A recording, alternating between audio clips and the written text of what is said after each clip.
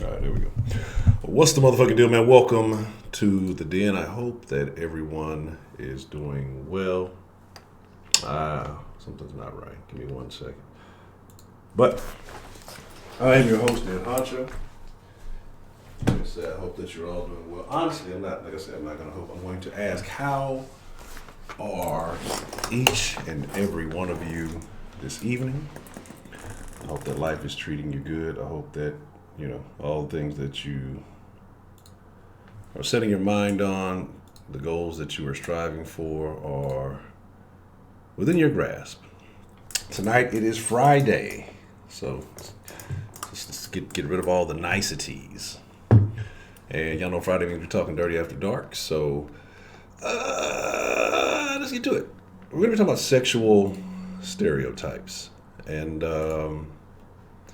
you ask, but what is a sexual stereotype? What do you mean there, Mr. Honcho? Well, I mean things that are typically assigned or believed to be associated with certain cultures, certain races, certain countries, people, whatever it may be. You can talk about class, you can talk about a bunch of different things. And so tonight we're going to discuss whether these things are true or false. And yes, I get it. I know, I understand. There's always anomalies. There's nothing that is 100% concrete across the board. But we're going to talk about it anyway. So let's see who we got joining us this evening. Let's have a great conversation, folks. Look, I'm gonna say it, and I know I'm gonna end up breaking it, but I'm gonna stick to it. I'm gonna try my best to stick to it. We're gonna go for 2 hours tonight, and I'm gonna give the Mixer crew some love this evening. I don't know. Got a couple of things in the a couple of options. We'll see what the Mixer crew wants to do when it comes to that time. But so we have joined us the K Grace, M Grace. What's the motherfucking deal? Jess Sarah, Miss Brenda. He ain't bringing enough for the party. Cultured, what's the motherfucking deal?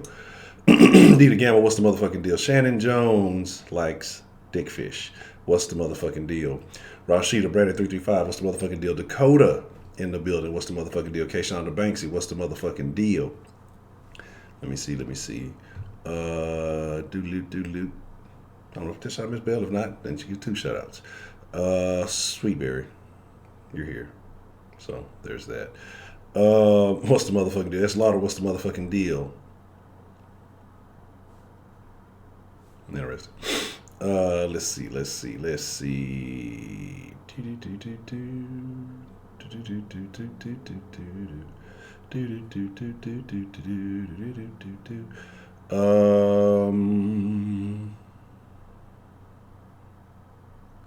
I think that's everybody. Every day is Dre Day. What's the motherfucking deal?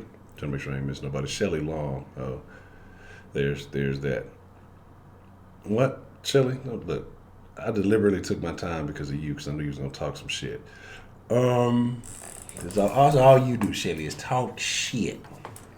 I'm sure you in one of these damn stereotypes that you're lying about, because you be saying stuff I don't be believing what you be talking about. Make sure you're following the Den on all the proper social medias. Ed Honcho HTX on Instagram and Twitter. I do not use the Den Show Live accounts on those, even though they're still active in the sense of that they're not deactivated. But I don't really respond to anything if you send to that, or I'm not updating anything on that. So if you're following those, well, thank you. But I don't really respond to those. And Den Show Live on Facebook, like the Facebook page, become a part of the Facebook group. We greatly appreciate it. We're talking about some interesting things in there from time to time. So I've just been looking at some other options. Y'all know how the YouTube thing is going. Make sure you're following on the Spreaker page. I'll put the link up here in a minute for the Spreaker, because like I said, that's what I forgot to do. I guess I was so caught up I forgot to fucking set it up. I guess we'll do it Monday, maybe Sunday. That's what I said I want to start doing with that, is like dual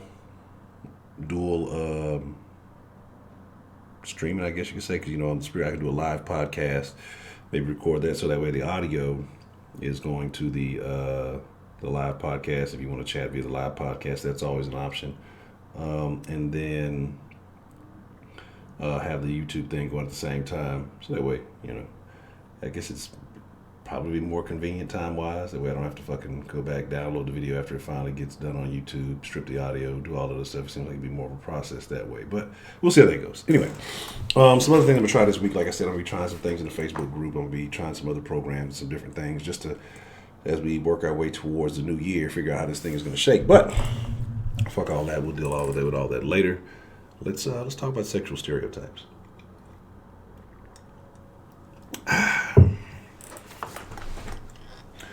So today I want to think what are I didn't see you. Where were you? I didn't see you there. Oh, you got in here. See, y'all be on shout outs. Y'all be late. You know what I'm saying? Be in here late after I've done the shout outs, and they be like, I want my shout outs. Yeah, y'all be so demanding. Hello, Ronald.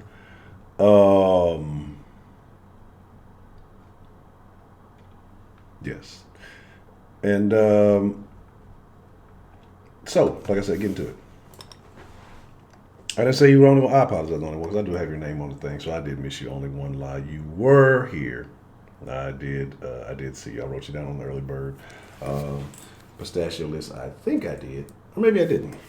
Maybe you weren't early. Maybe I was mistaken. Maybe I was thinking about yesterday. I'll go back and check. But let's get to it. Like I said, let's talk about some things. And so, what I mean by that, okay, yeah, you were here. I wasn't mistaken. All right. Sorry for that. Only one lie. La.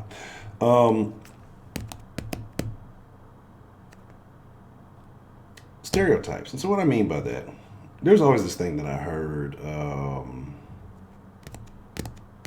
There's this thing that I always heard about Asian women, right? And so maybe some of you who have ventured overseas may be able to confirm this, or maybe not. Is that thing sideways, right? I used to always hear that.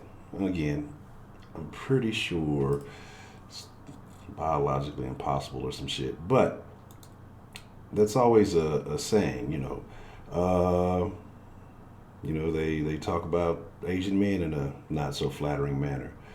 You talk about, and I guess maybe it's not a sexual stereotype. Maybe you can talk about physical attributes. I would say, black women got big asses. No, y'all ain't got no big asses. Okay, some of you do. Some women as a whole have big asses. Some black women have pancakery, Bisquick backsides, if you will.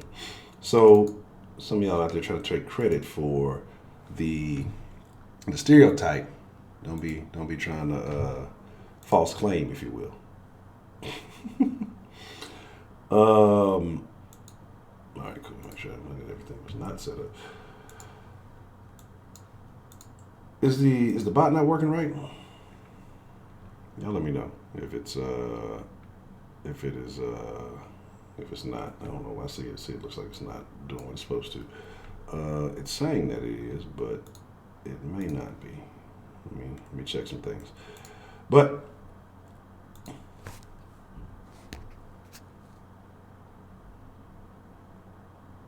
yes, the BBC is a stereotype that is associated often.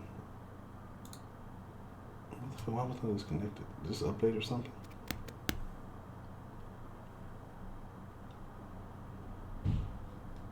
I don't know. Let me know if it may take a minute or two. Let me see what's going on here. But like I say, there's stereotypes and everything.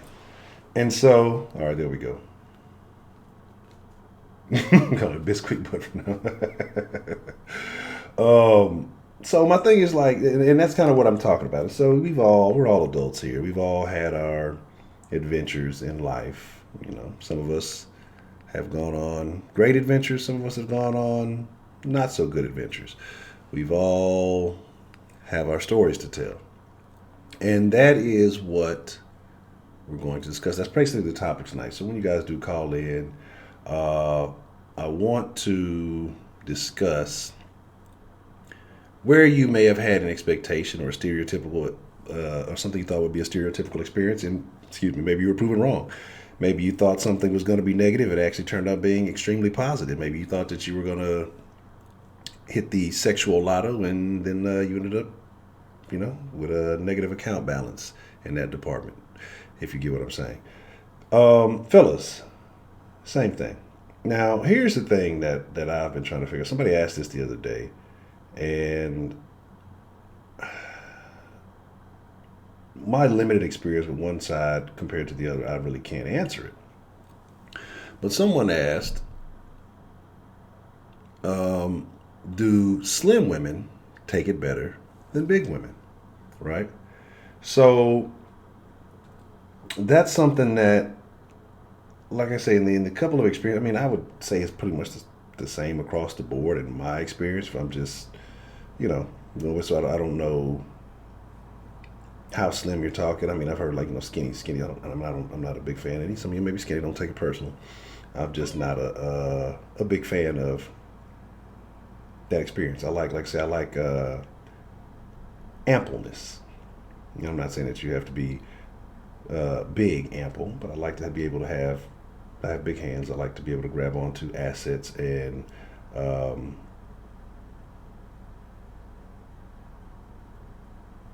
things of that nature. I'm trying to put this as, try to use the proper euphemism as much as I can, and then as the evening goes on, I'll start talking crazy. But I like to have a handful of activity, one way or another. I mean, you got to be working with something. So that's just kind of how I rock. That's my personal preference. But like I said, I want to know your experience. I want to know what you think. I'm trying to think here. Let me.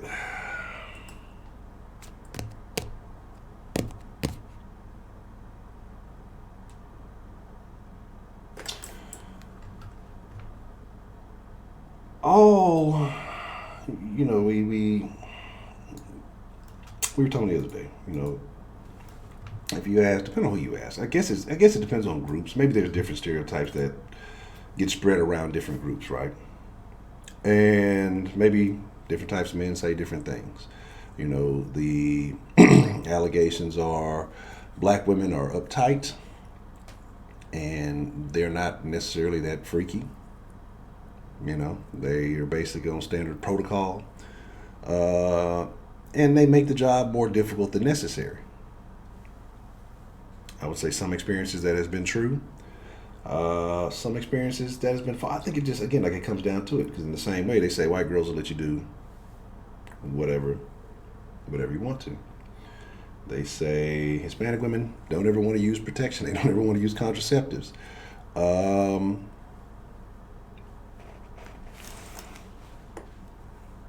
I'm not going to say that's neither here nor there on that. I'm going to leave it like that. So there's, like I say, there's so many things that could be covered by these statements. And again, like I said, we've all had different experiences. We've all been in different environments. And I would love to talk to someone who has, again, like I said, ventured overseas. All my experiences have been here in the good old US of A, right? And I've had experience with different states. I don't know if the state really applies to anything. I wonder. And here's the thing. Here's another stereotype. But I don't know how much of a stereotype it is because, right, they say, conservative women tend to be, freaking in the bedroom because they're, restraining themselves throughout the day most of the time and, in society, and they're not letting it all hang out and they're doing all these things. But then once, you get behind closed doors, they get into the wildest stuff. Same stuff. We had looked at the porn statistics a while back, and you look at what is looked at, on a state-by-state basis, it seems like the states that are more conservative, they tend to look up some of the crazier things. Now, that doesn't mean that they're acting on those things. That could be just, that's what they're suppressing or whatever else it may be. But at the same time, you could say that, but then you got a lot of real liberal whores out there. So, wouldn't they be considered the same thing, or is it, what is the difference? If it's all out there and you're letting everybody know it's all out there, maybe it's not as surprising, but, I guess freaks are freaks, right? So I think that there's many layers to this thing. I think there's many angles in which you could look at it, and like I say, we'll try to venture into some of that as we get some of the calls. But I don't think we'll waste too much more time. I think that we will get into it, and we will just have some good conversation this evening. I'm not gonna spend a whole lot of time talking. I think I talked 20, 30, 40 minutes the other night. And like I said, I'm gonna show Mixer Crew some love tonight. On time, right? On time, and they come out at night. All right. It's Lauder. I'll make sure you get your early bird pistachios along with everyone else as we get the line opened up. Yes, I love jokes. I love stereotypical jokes. I love all jokes, good and bad.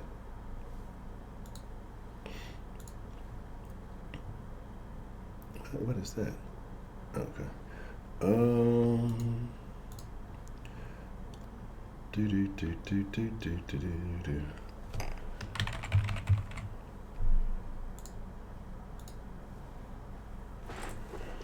So, they said you're conservative, also free. Okay, well, hey now.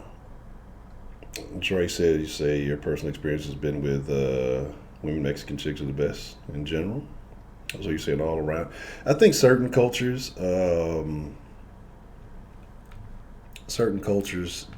guess it depends on what you mean by the best, right? So if you're talking about maybe a more submissive group, or if you're talking about a more aggressive group, because like I would say like here in Texas, right? My experience with chicks from Houston have been more so you have to be the aggressor.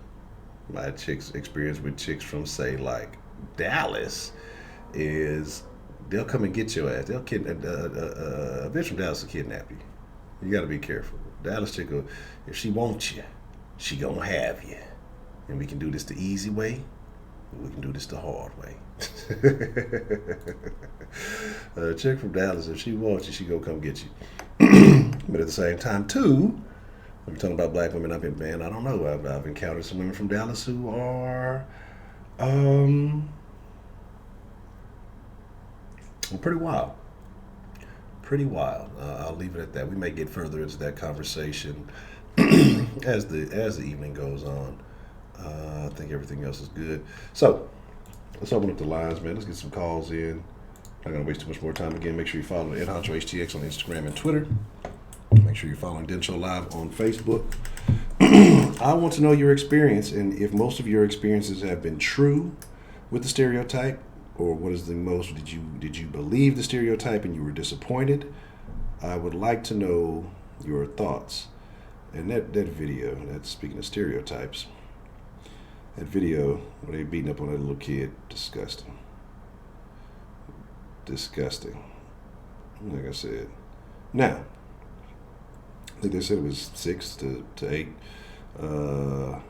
black kids beating up on that one little white dude. And I'm not going to sit here and say, oh, that I don't think that, it could have been anything else said. I've known kids like that, and they say some crazy stuff. So I don't know the full story, but either way, it's unnecessary to attack him like that. So you can tell who raised him. And it's very disappointing, very disgusting, actually. These kids probably don't know shit about what's going on in society. They just hear what the fuck their parents tell them. I hear little bitty kids talking about that shit. Yeah, Trump is bad. Trump is really bad. Like, you're fucking 4. You don't know what the fuck you're talking about. But these fucking parents tell them that shit, and they just believe it. And they go literally ape shit because they really look like to be stereotypical little monkeys beating on them like they fucking beating on a rock with a stick or some shit. What's the motherfucking deal? Who do we have calling into the den this evening? It's Belle. I caught you halfway into a conversation, didn't I? Yeah, it's just it happened to pop up on my timeline, and I was just like, it's fucking disappointing. But how are you this evening, Miss Belle? It's doing well. I guess probably the biggest stereotype I've ran into is like once you go black, you never go back. That's not true. Yeah.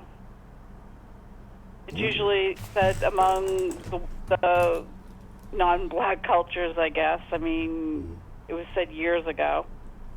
But I don't find that to be true. I mean, not that I've gone back or gone forward with anything, but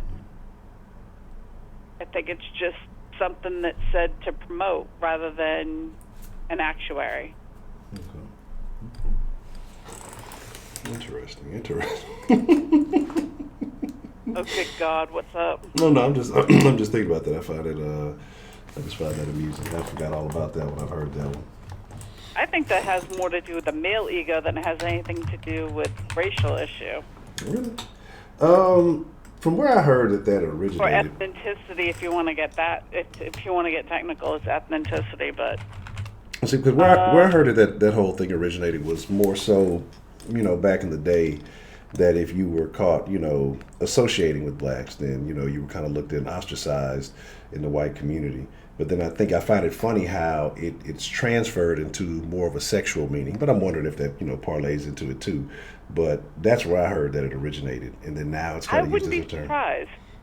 Yeah, and the interesting thing is with you being very much in the South and me growing up very much in the North, I find that probably has its own different references as well. I was going to say something. Oh, also, many years ago, I had a black man tell me that he was a black man before he was a fat man. Not that I ever saw this guy, and I don't even know how the conversation came up, because I think it was probably talking about whether all black men were well hung or not. And he said to me he was a black man. I mean, yeah, he was a black man before he was a fat man, because usually when somebody puts on every 20 to 30 pounds that a man puts on, they lose like an inch below the belt. And that's not factual, it's just that it's sort of hidden up underneath the girth of things. Yes. And that's the truth. But not all black men are hung. Terrible. And I will tell you that from working in the nursing field way back in the day. So that is the fallacy. And not all Asians are small. And I don't know, white guys are just white guys. So, but that's sort of all I kind of have. I don't really deal with the, would cosplay and all that, would that be part of what we're talking about? I mean, if you want to bring that up, we can we can talk about that. Okay. I think that you brought something up that I never even thought of ever going there. You said something about you said something to Misty about what was it, role playing. And that the particular concept that you gave her, I never would have ever gone there. No, race play. I learned all about race play from Shannon. Yeah, that's what it was. But the thing is that can be considered a stereotype too, can it? Yeah, I mean, but I think that's what race play is kind of based off the stereotypical aspect of it. But I mean, some people may they may get into that. And all wealthy women having toys, yeah, that's definitely a disclaimer. Not all wealthy women have toys. What if they have boy toys? Well, they may be more expensive, but yeah, I was talking about the artificial intelligent kind. Oh. They run on batteries or AI. Okay. I will say this. I'd like to hear more from the guys now.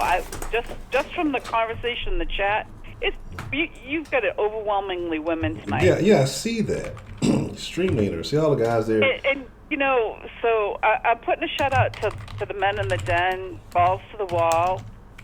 Put it out there. You guys talk a good game. It's time for you guys to step up to the plate and talk about this and be open.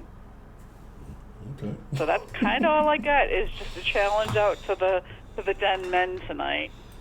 Okay. I think and hear from them. Everybody's out on date night tonight. All right, but yeah, so the challenge has been issued, fellas. We'll see who will step up to the plate and discuss some of these stereotypical experiences, or maybe not so stereotypical experiences that they have had when it comes to dealing with the women folk. But Miss Bell, I appreciate you getting the party started, and the bell has rung, and so class is now in session. All right. Good night, Honcho. All right, have a good evening. All right, shout out to Miss Bell.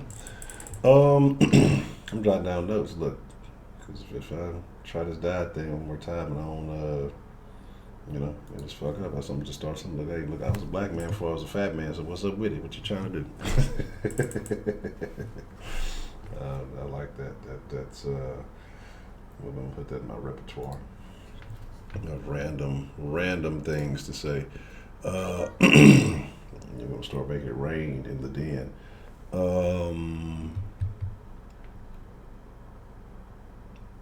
The Den dudes.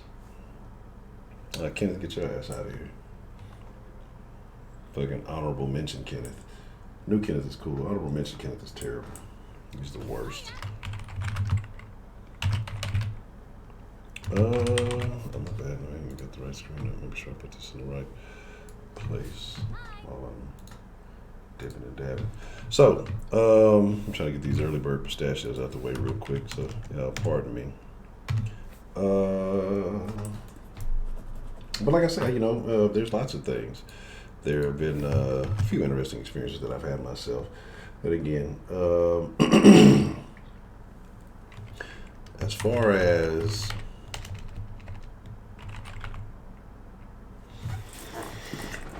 what is a stereotype that I was surprised by? Like I say, again, it's just, I'm a firm. I look at everything on a case-by-case basis. But, like I said, there are stereotypes out there, and I want to explore that. So I'm trying to think of a stereotype that has been referred to me that I could say that did not work as well.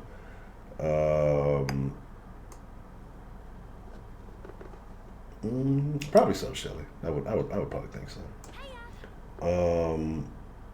Let me see.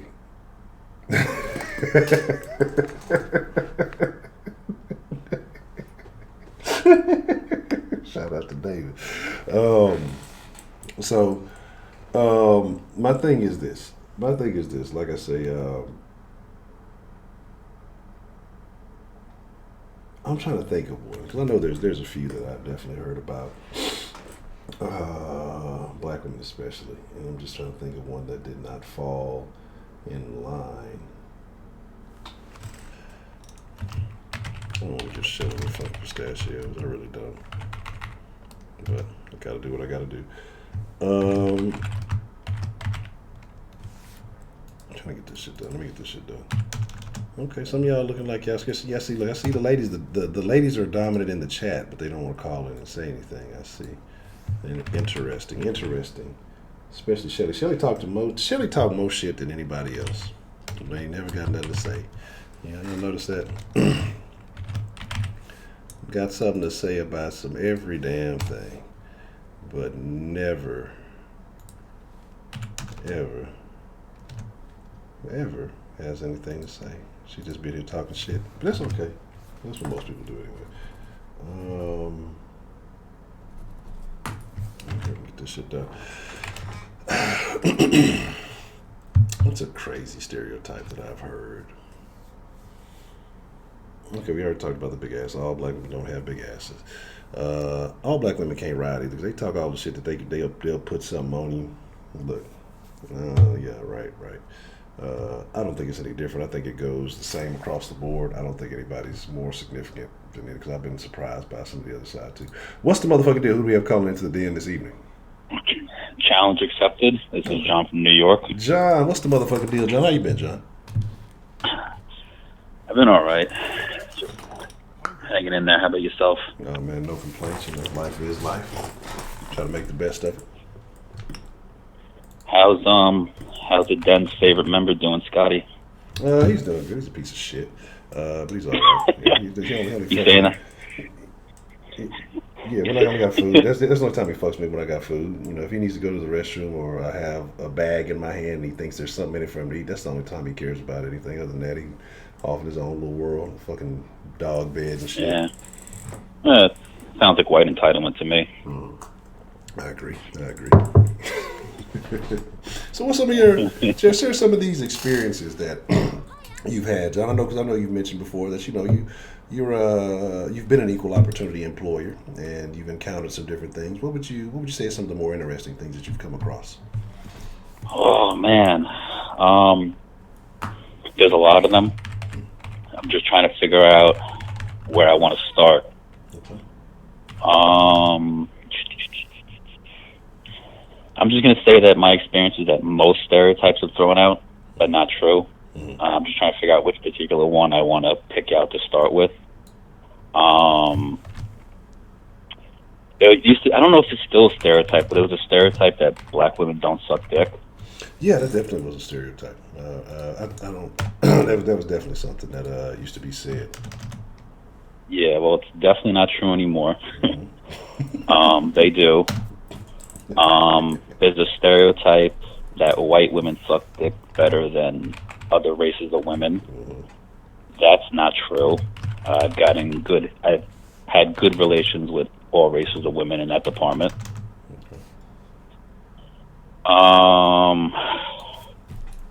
That black women ain't freaky in the bed, or like they're like prude or like plain vanilla.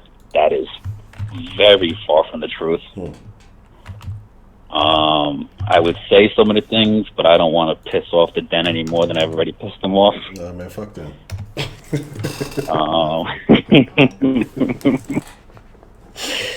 I mean, I was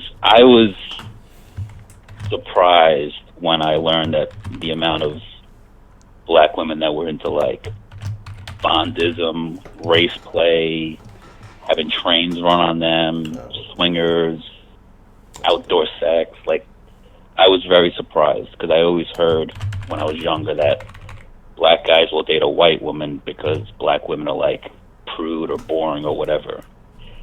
So I've learned that that's not true. And white women and other races, I've experienced all those things with too. So I'm not trying to degrade black women by saying that they do those things. That white pussy feels different than black pussy or any other kind of pussy. It's not true. I've never been with an Asian woman, so I can't comment. I will say this. I've never had, how can I put this? Indian women are finicky eaters. If I had to pick who I wanted to receive oral from, the Indian women would not be on the list. They are the worst. Now here's something I've heard about Indian women, and so nobody put this on John, whether it's true or false. This is something I've heard that they smell like curry whenever you engage with them. Is there a little bit of truth to that, or just something somebody's saying? No, I didn't experience that. I've been with I know 2, maybe 3 Indian women I've been with, and no, that's not true. And one of the Indian women I was with, she was like very into her culture, but she was at the same time Americanized, and I got no sense of anything like that. Okay. I used to have an Indian family who used to live across the street from me, and honestly, the only time any kind of a stereotypical smell would be when they were having like a big cookout with all the curry and the cumin.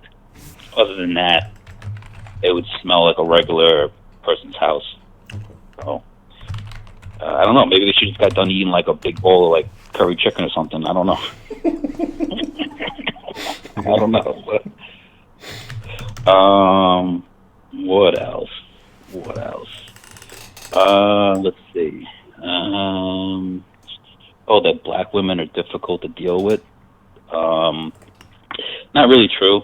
I think, the only time I've ever encountered a black woman that was difficult to deal with in a dating relationship was like the stereotypical ghetto American black woman.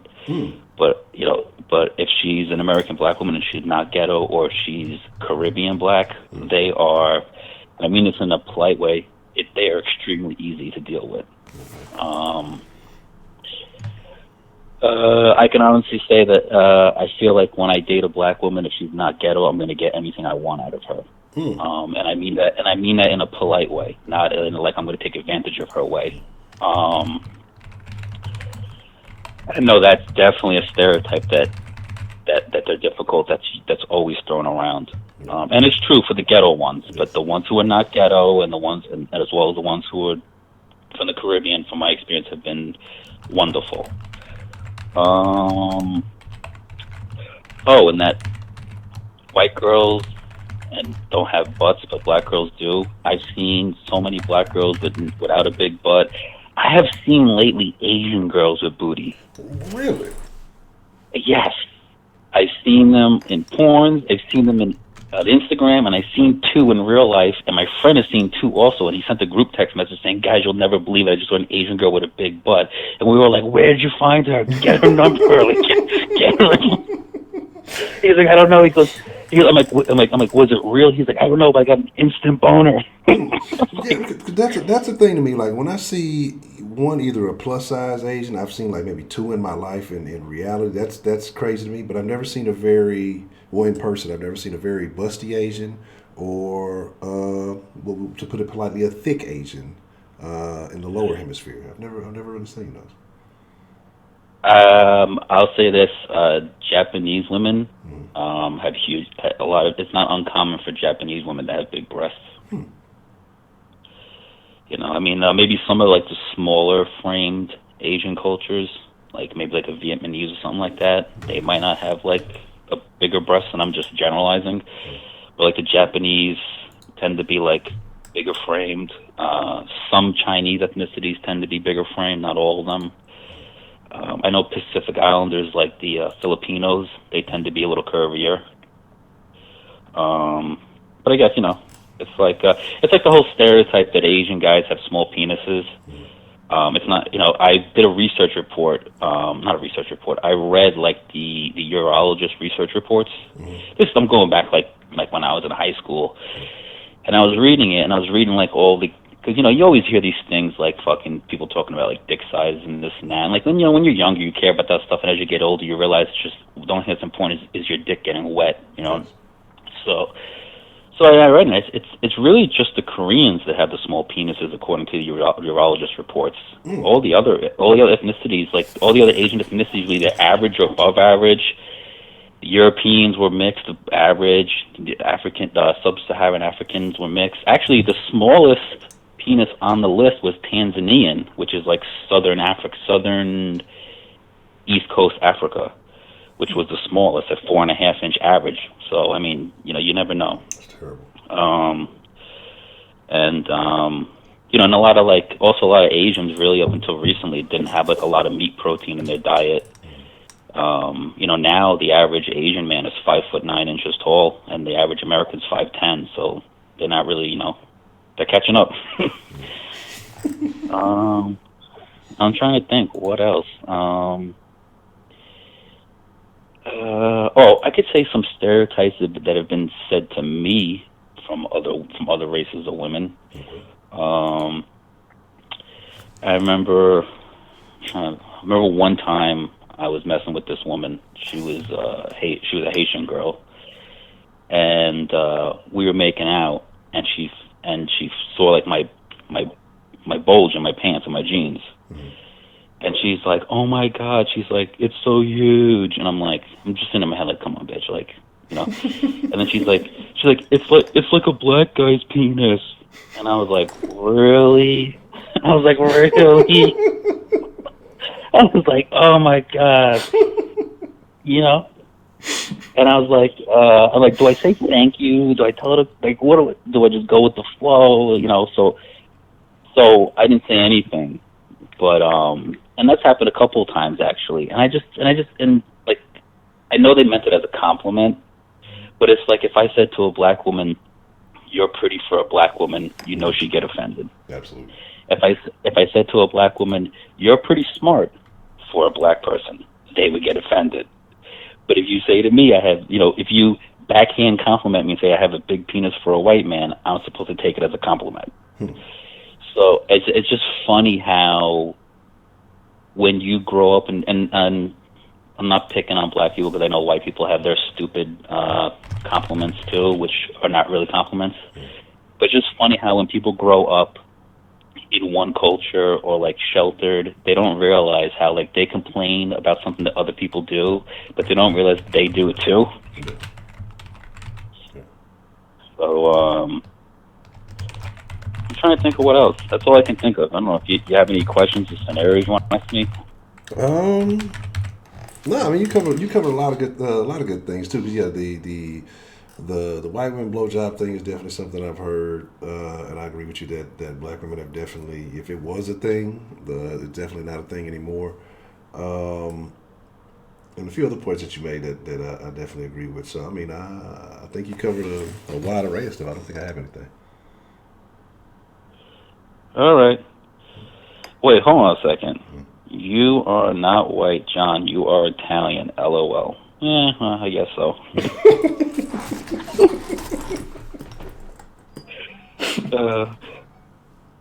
Anyway, I'm sure somebody will call in and curse me out about something I said. But whatever. Everybody enjoy your night. Call in, tell your stories. Miss Bell challenged the guys, so guys calling in and tell your stories about whatever, so Honcho can get in trouble and be called a woman basher by Angela. Exactly.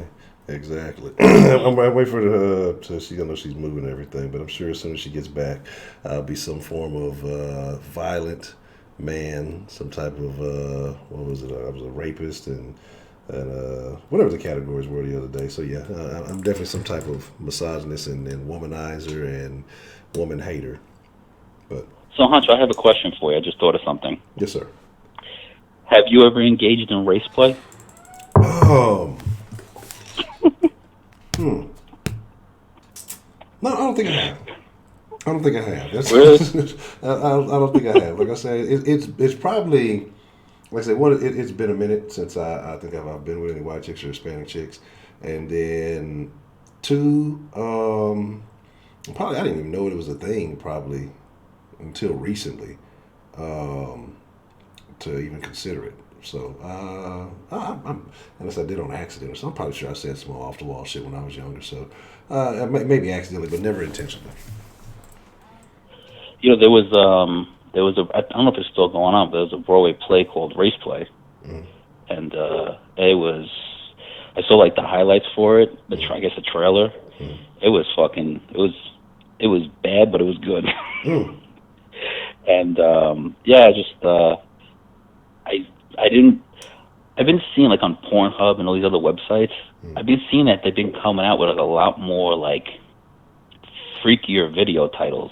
Like I've been seeing a lot of like race play. I've been seeing a lot of like stepmom stuff, stepbrother stuff, aunt, uncle, and I'm just like, what the fuck is up with that?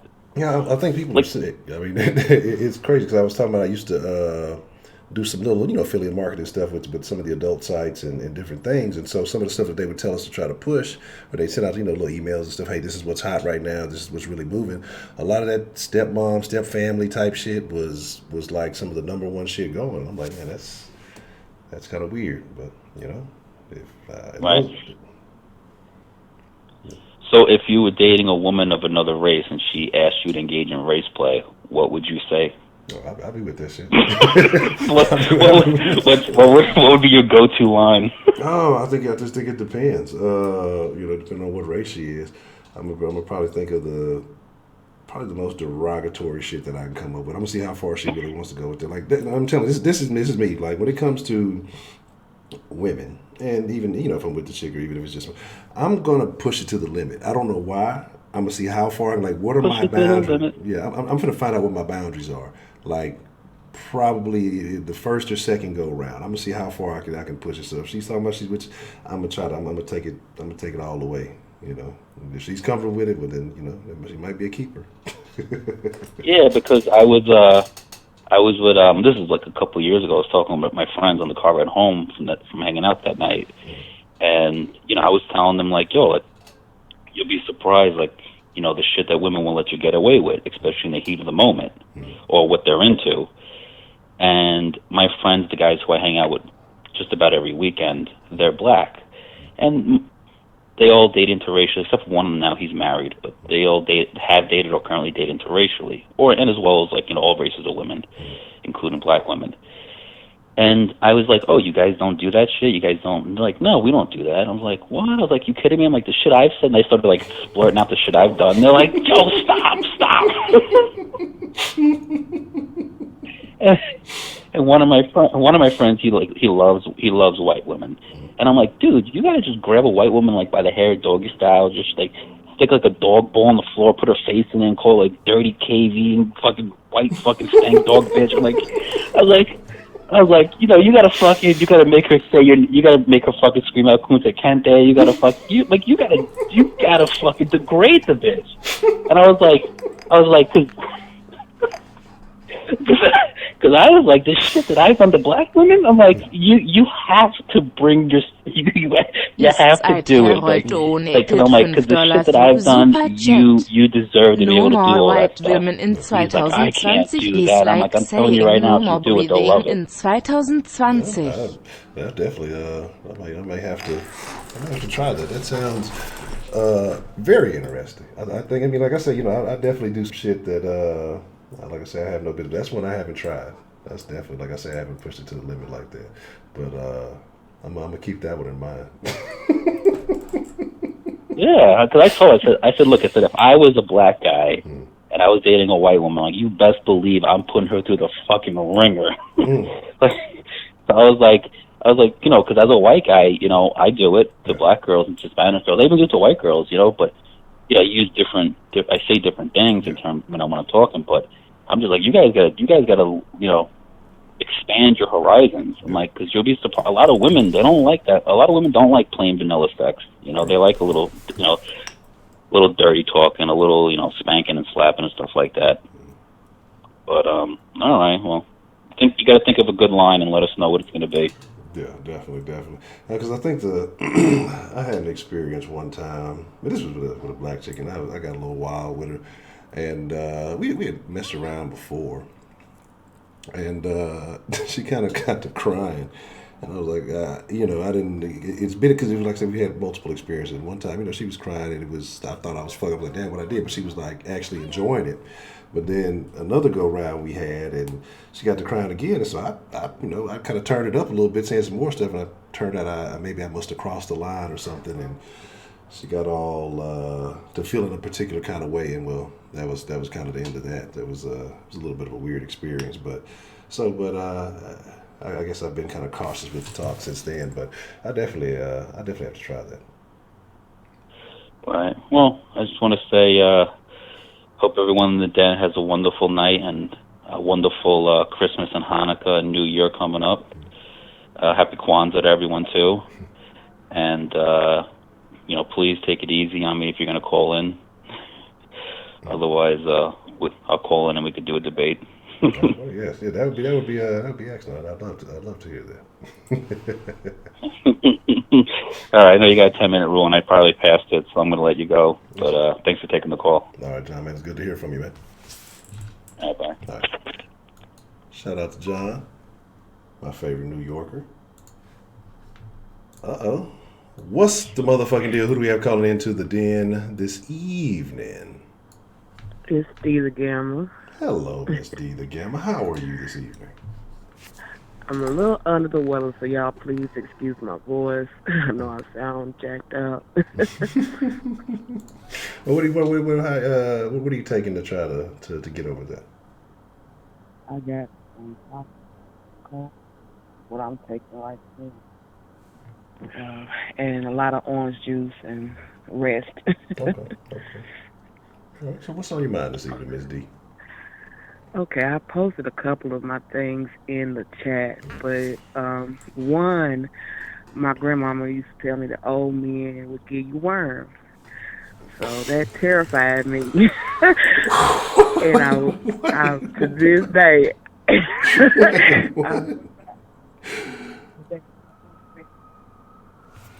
Oh, you kind of cut out a little bit. Sound a little muffled. I missed the last part of what you said. Oh, I said that to this day I won't date a guy of a certain age because my grandma pretty much spooked me. Um, or, That's crazy. Old men will give you worms. mm-hmm. Uh, And you best with them, you'll have a belly full of worms. mm. I've heard a lot of I shit don't about know. that. That's the first, man.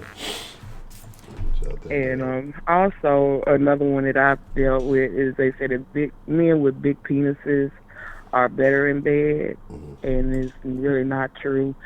Um, just because you got a big toot don't mean you know how to use it. Mm. Hmm. So, oh well. I mean, that's okay. So you've had an experience like that, that you thought that you were gonna receive a certain treatment, but then it didn't turn out the way that you expected. Oh yeah, it's way back when I'm not gonna say how long ago, but yes, this brother was. He said he was about 10, 11. I give him that, but he really didn't have the moves or the stamina, and it was just very disappointing. Hmm. Hmm. That's tough. That's tough. You know, that's like getting the Christmas presents you wanted, and then the motherfucker you open the box and realize that bitch broke or defective. That's Right. that's tough. Sad Yeah. situation. But and another one I know of is they say that fat girls are easy. I also posted this one too. That fat girls are easy and will sleep with anybody, and that's not true. Hmm. Okay. I think that just comes down to case by case basis. I think you just got easy people, and then you just got people that require a little bit. I think that goes back to how you were raised. Mhm. Yeah, but I think the general, like what I get with that is some people think that women who are plus size are not, people not really checking for them. Mm-hmm. So if somebody shows them any kind of interest, that they'll just be, they'll go with it. Mm-hmm. And it's not true. Okay. Okay. My block game is strong. I've turned down a whole lot of people. Mm. Yeah, I don't even know that Dita Gamma blocked me. I just said hello, hey, how you doing? And she blocked. I was like, damn, well, I guess it is what it is. Man. It would be like that. You know what I'm saying? No, I didn't. Yeah, I synced it. I got proof somewhere in this phone. Really? Nah, I'm just messing with you. I'm just talking shit. Because I'm like, I don't recall. I don't recall. That's But that's pretty much all I got. If you got any questions, you can feel free to ask mm.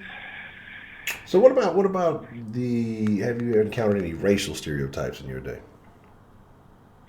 Yes, I dated a white guy when my kids were young, like right a little bit after I left my husband, and all my friends they was like, they was tripping on me and like, why am I with this white dude? And I heard it, but I mean, he was really good to me. He was good to my children.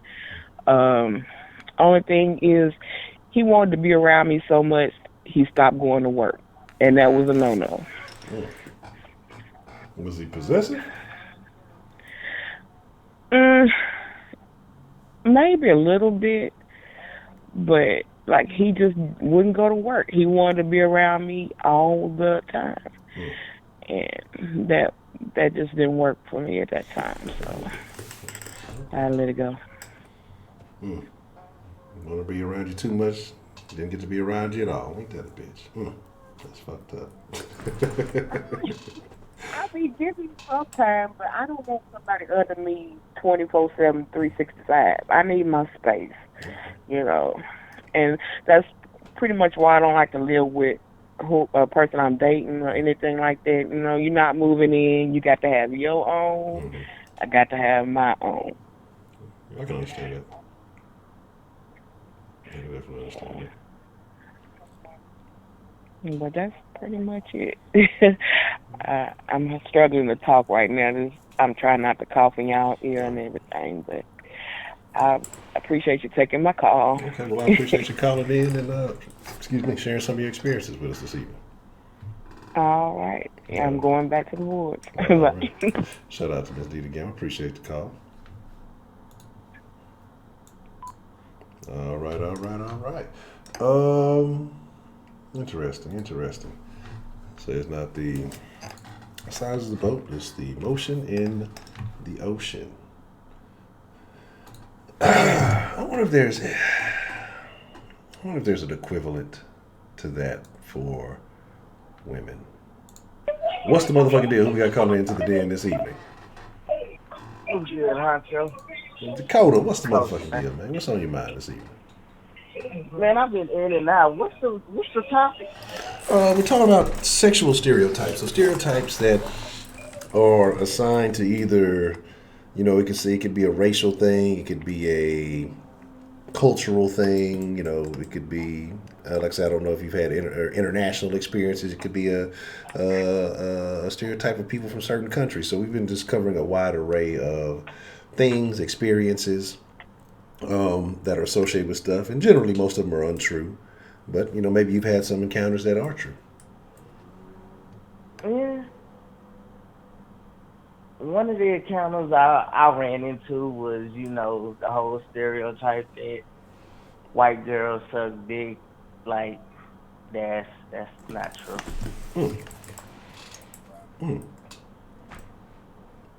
And back when I was in high school, I dated two white. Well, actually, it's one white girl. The second one turned out to be black. She just had a lighter skin complexion, which was weird.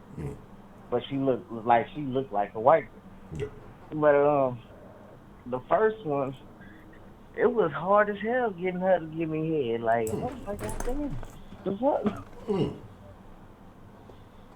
And then, I had one chick. She could twerk on the dance floor, but she couldn't make it work in the bed. It was like, there's a disconnect right here.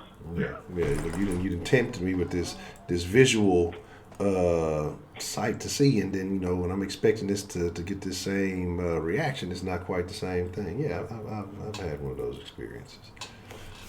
Very upsetting. Yeah. Like, I've had the biggest freaks I've ran into was that girl I told you about, Lisa, the one I cheated on the girl with. Yeah. I locked out of the house for 4 months. She was she was born in the U.S., but she's the first generation Ghanaian. I think she was from Ghana. I think her people was from Ghana. She was one of the biggest freaks I'd never ran into. Like, goddamn. Her, shit. My wife is a big freak, but that is what it is. Yeah. But yeah, man, I haven't really had, stereotypes that turned out to be true. It's in a sense of, all white girls suck dick. You get a black girls don't want to do nothing in the bed. They spill. They all kind of other things. It's like the black girls I've been with been some of the biggest freaks in the world. Like, I've been. Oh, this one. She was Korean and black. And I was like, I couldn't keep up with that one.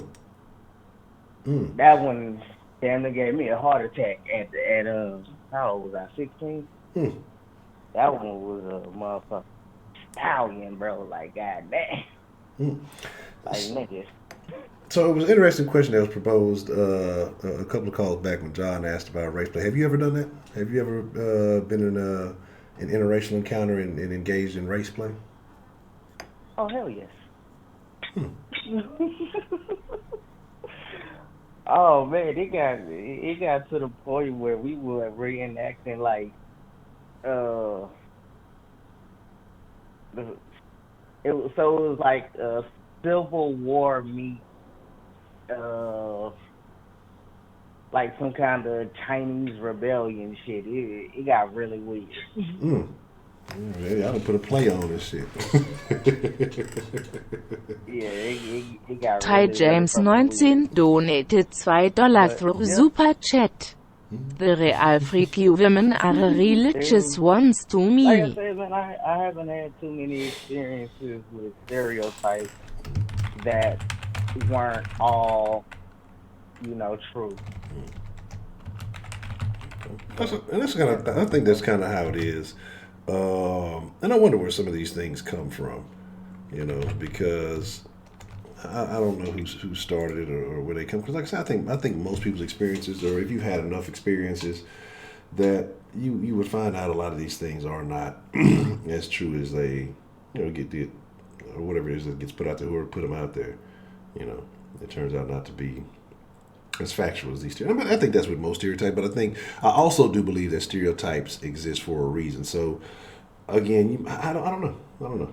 I guess maybe the sexual ones don't apply as much because people are all freaks in some way. But I think the other things, a lot of stuff has some kind of root, some kind of basis for stereotype being what it is.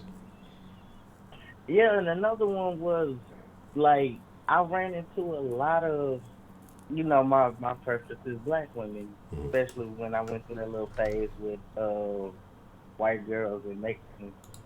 The Mexican was the most like conservative. She didn't want to experiment. It was just Really? she was she was the most conservative. But you'd be surprised how many black girls there are into anal sex. It's like, okay, Mm. Mm. don't Yeah. be surprised. Like, huh? I wouldn't. I got a story. I'm gonna tell one day. I ain't gonna tell it today. But yeah, going along with the Dallas women thing that I was talking about. But I'm gonna say that for another day. But yeah, I wouldn't. I wouldn't. I wouldn't doubt it. I wouldn't Yeah, doubt it. but that's going to the stereotype that black girls are stiff in the bed. They don't want to do nothing. They don't want to experiment. Like I said, the black and the Korean chick and the not I don't know if she was Nigerian or Ghana or she was one of them. Those were the two big ones, like by far. Hmm. And it wasn't even close compared to the black and Hispanic chick. That was the one that me and her used to cheat on each other before. Mm. She was a freak, but she was more along the lines of into bondage, like tie me up type shit. Hmm. Funny story is I tied her up and we tied the knot too tight, so we had to get the we had to call an ambulance and he had to come over and cut the goddamn fucking knots out. So yeah, that day was real crazy. What are you assholes And up it here started. So, like with me having sickle cell, I have priapism, and priapism is basically having a sickle cell crisis in your dick. And what it gives you the effect of Viagra, like the Viagra lasting for 4 hours. Well, that led to the whole bondage thing was a product of me having a priapism. I ended up having an erection for 2 days, and that was the longest 2 days of my life. Mm. Because that shit hurt. It is not fun. But yeah, that's really all I had. I haven't really. What'd you say? I'm just saying 2 days, man. God damn. Yep. Man, when I tell you, like, I don't mean to spoil the subject, but dude stuck a needle in my dick, bruh. I cried for 2 days. That shit hurt. But, that's just, and I don't like, if we ever have a conversation on, health and shit, I go into more details about pietisms and, shit like that. But dude, that was not fun. Mm. Not fun at all. Yeah. That, I don't even want to imagine it. I do not envy you in that situation. oh no man going through that would envy me.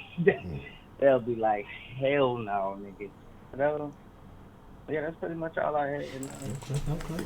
Well, that's the bet, Mr. Dakota. I appreciate you calling in, representing for the Den dudes this evening. Since Miss Bell issued out the challenge, calling in and sharing your thoughts, man. No problem. Y'all take it easy. All right, have a good one. I'm about to go to bed. That's a bet. All right. Already. Man, say about to lay it down. Appreciate the love, Eastside Hero and Trey James. Now, somebody said something about the church thing, and that's what. Now that one.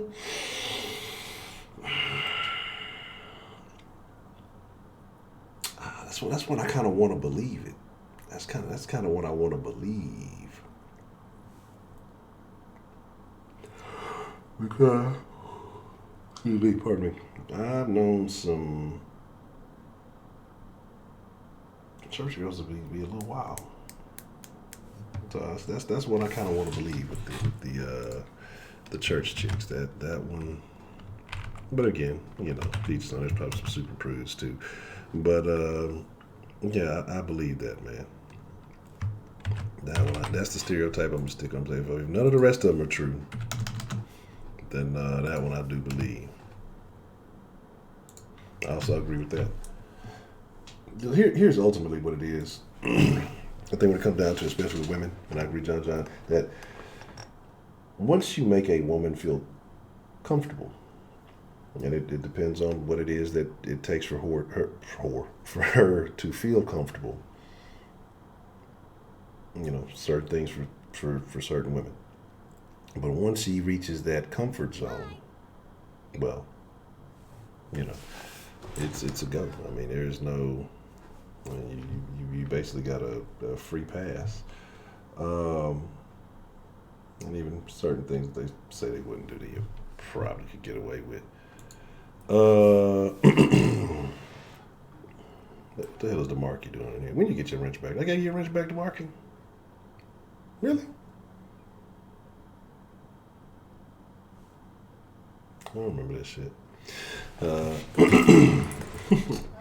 All right, Mr. Dakota, appreciate it.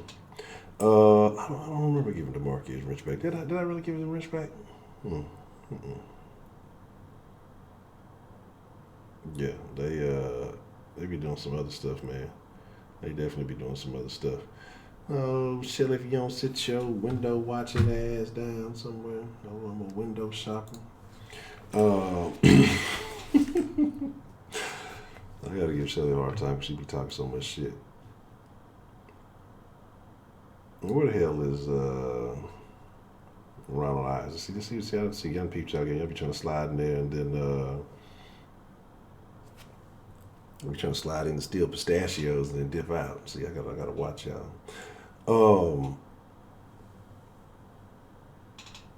So what is better? This is an interesting one. I guess I'll throw this one out there for the fellas, and I guess with ladies, I don't know if it applies the same way because all men gonna talk shit about what they do. But fellas, if you're in here, is it better for a woman to be open and upfront that she is a freak, or would you rather find out as things progress? I ain't give you that? I thought I did. Let me check and see what's going on here. Data again. Let me check these. Strawberry, I just stealing everybody. Pistachios. Let's see what we got going on. Lady Listen came in and went out. Let's see what we got in here. Trifectas.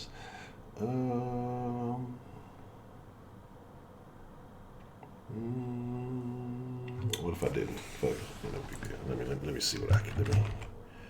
Let me see. what's the motherfucking deal? Who we got calling into the den this evening?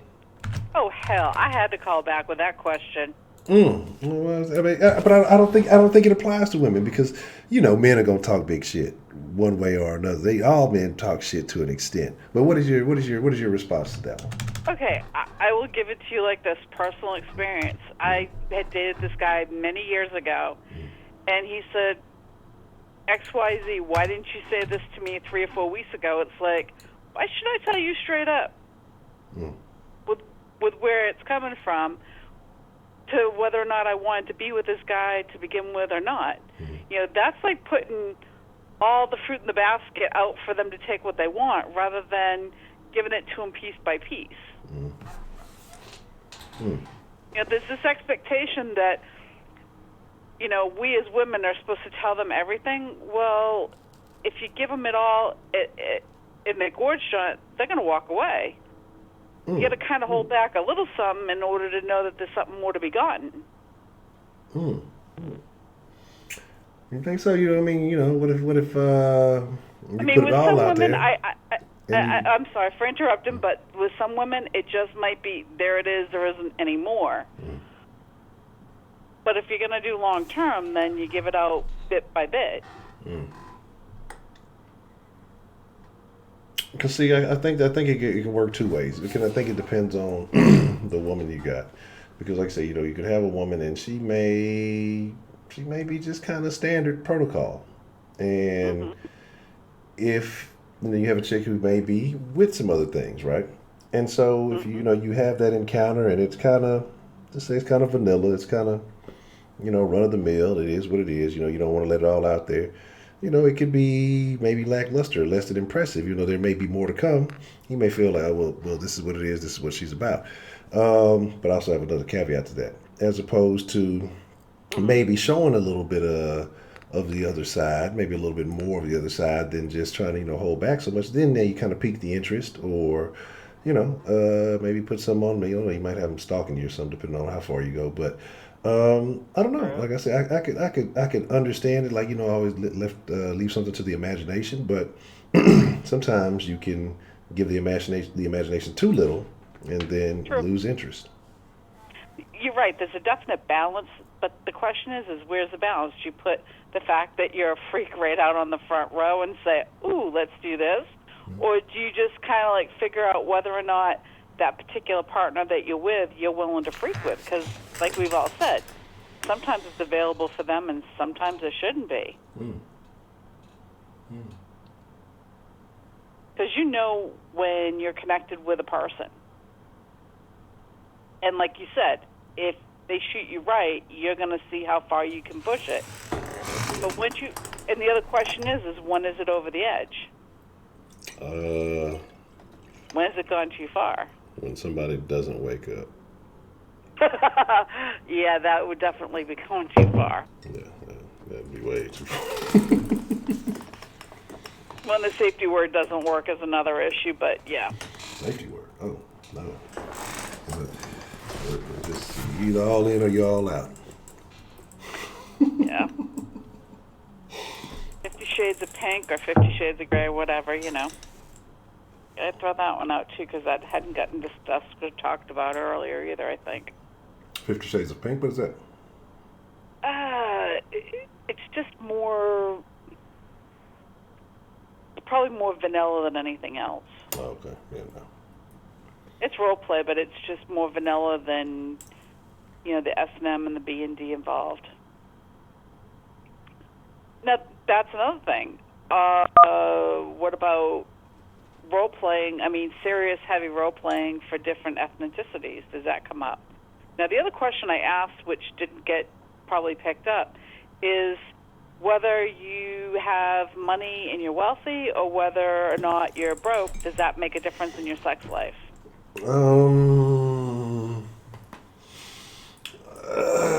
I think it does, but it doesn't, and I think in both situations it depends on some other factors. So if you have money, yeah, well, if you're a man, you can always buy abroad. There's plenty of out there selling it. So you're pretty damn sure going to get what you want. So you're going to have access. Or if a woman knows that you have money, she might be more willing to try to do some things in hopes of getting access to that, and hopefully trying to either lock your pockets down one way or the other. So I think if it's known that you're wealthy, then yes, you're going to have more access. Or if you are wealthy, you can afford to compensate or whatever else it may be, and whatever it is that you're seeking out. Now, if you don't have, so the rest of us, I'm sorry. So the rest of us that are broke, we just have to be very creative. Is that what you're saying? No, absolutely not. Because I think poor people are probably having the most kids, so there's somebody's fucking. That's true. And so because it's just not always putting a cap on it. Yeah, and like I say, I think, and I guess they're probably having the least. They're not planning out as well, but other people may be fucking more. They just may not be having offspring out of it. But I think that. I hate to say this, it may sound offensive to some people, but I think stupid people and poor people probably do the most fucking because there ain't nothing else to do. So it's like, I can't afford to go do nothing else. We're here at the house, or you're bored, or whatever else it is. Or if you're dumb, you don't really, work on anything else. But all you know is what you got. You don't know anything else to do but fuck. Any idiot can have sex. So I think stupid people and poor people do the most fuck. So I don't think it matters. I think it's just different quality that you're getting or different experiences that you may be getting. But I think if you want it, it's out there no matter who you are. I think sometimes it's timing too. I mean, if you look at a really big winter snowstorm, 9 months later, the birth rate goes up. Yes. A hurricane happens in the south, 9 months later, the birth rate goes up. So I think catastrophic events also have things to do with being encapsulated or being inside and not being bored as hell and just. Okay, so the other question is when is it extracurricular activity and when is it actually making love? Making love? Wait. That's a whole different conversation there. Absolutely.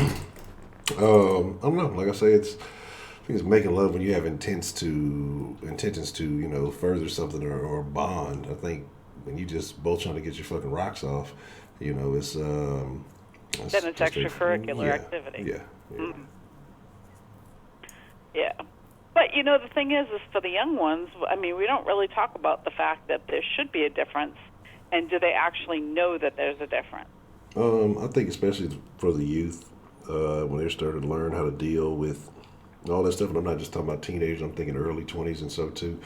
When you're still learning how to control and manage those emotions, depending on the experiences that you've had in life, it's hard to tell the difference. I think some of those people who are engaged in their first few encounters, depending on if it's with a long-term significant other or whatever else it may be, I think they're still going to have a hard time gauging what the difference is. I don't think it depends on the scenario, but I think there's a lot of factors in that, especially with the music and things that are going on now, to tell motherfuckers just to fucking get on with it. Don't even they don't make love music anymore, so I don't think people understand as much. I think it's just a bunch of fucking going on, but I think a few people here and there are making love, but they actually have a commitment to one another and expect to take it further. So are you saying that the music doesn't go along with what's going on in the bedroom these days? I don't think as many people are making love these days as it used to be.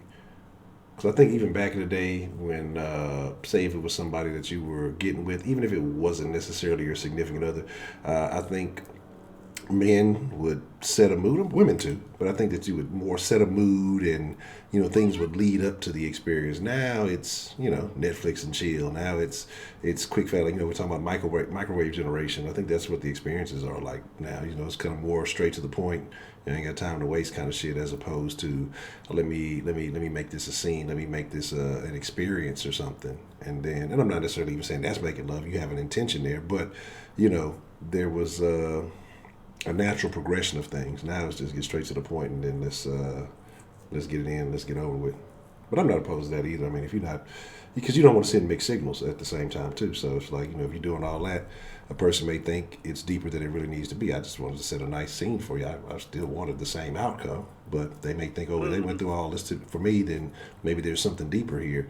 When in reality, no, that's not the case. So I just was being nice. You know what I'm saying? So. Yeah. heard there, been there, done that. That's the thing, though. It's like, where is the balance to say, hey, I want something nice, but it still is what it is? Mm-hmm.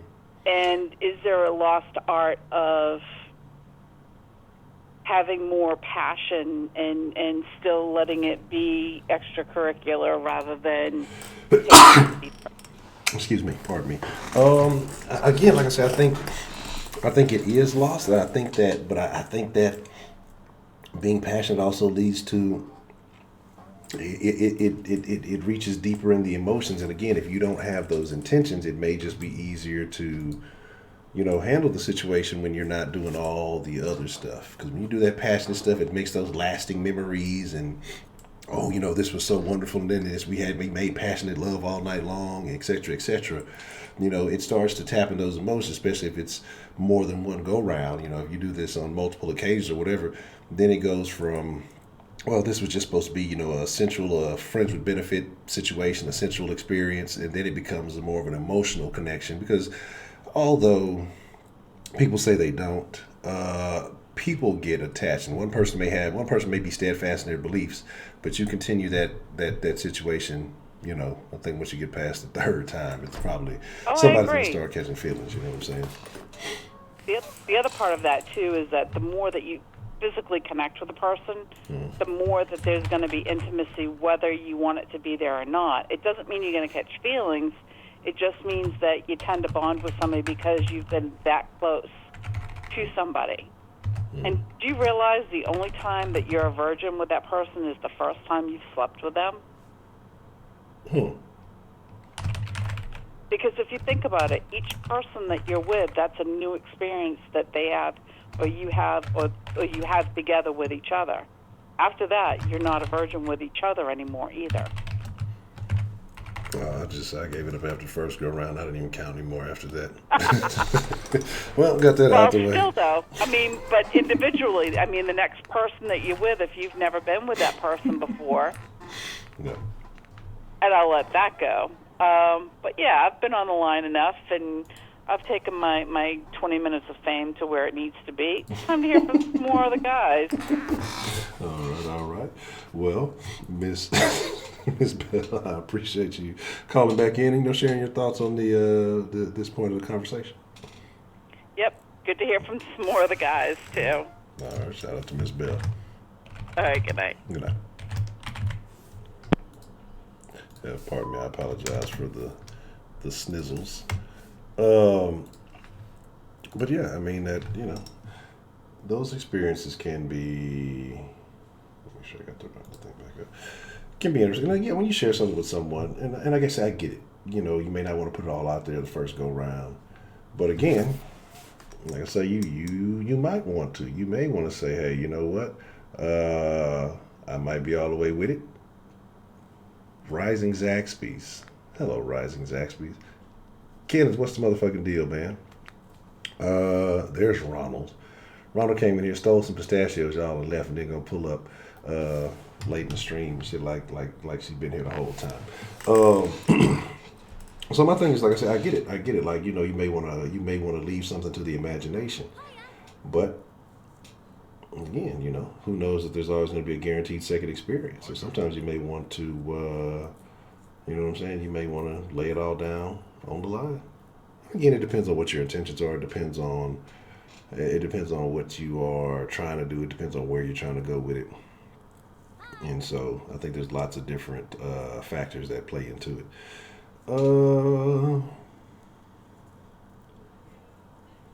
See, you don't take pleasure in any form of bedrooms being a freak unless it's S&M.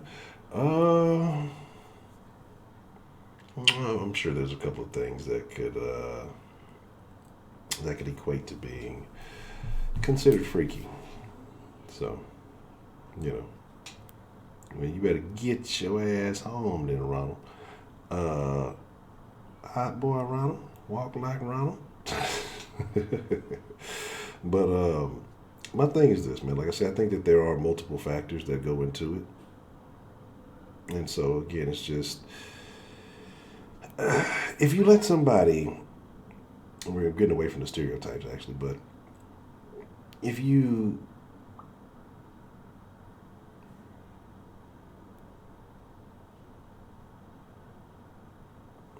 checking that in just a second. If you let somebody push you out of your normal comfort zone and get you into doing things that you don't like, or not, I won't say doing things that you don't like, but things that you've never tried. Is that something that's always been inside of you, or is that something that, maybe somebody just brought something out of you that you didn't know that you had? Do you think that you can be influenced? I guess I know the answer to this, but I don't know people's thoughts. Like, does it mean that you can be influenced, or was it just something inside of you that needed to be, tapped into by the right person for you to reach those levels? And Tulio, what's the motherfucking deal?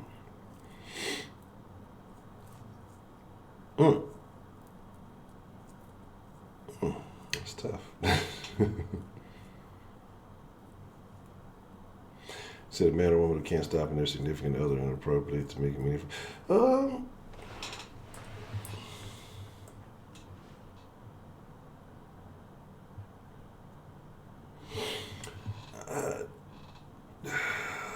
Is it that they're a freak, or maybe they're just very sexual? Because I think you can be very sexual and not necessarily be considered a freak.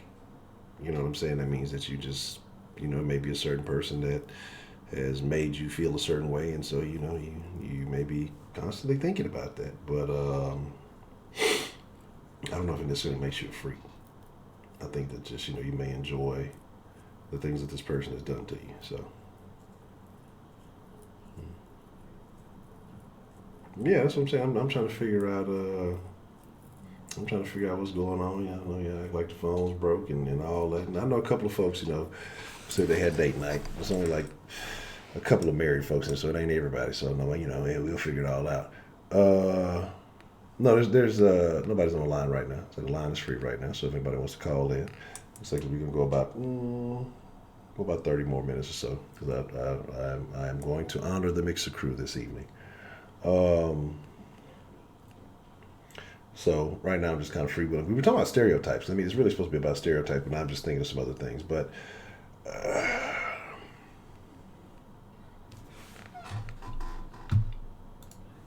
what's the motherfucking deal? Who we got calling in to the den this evening?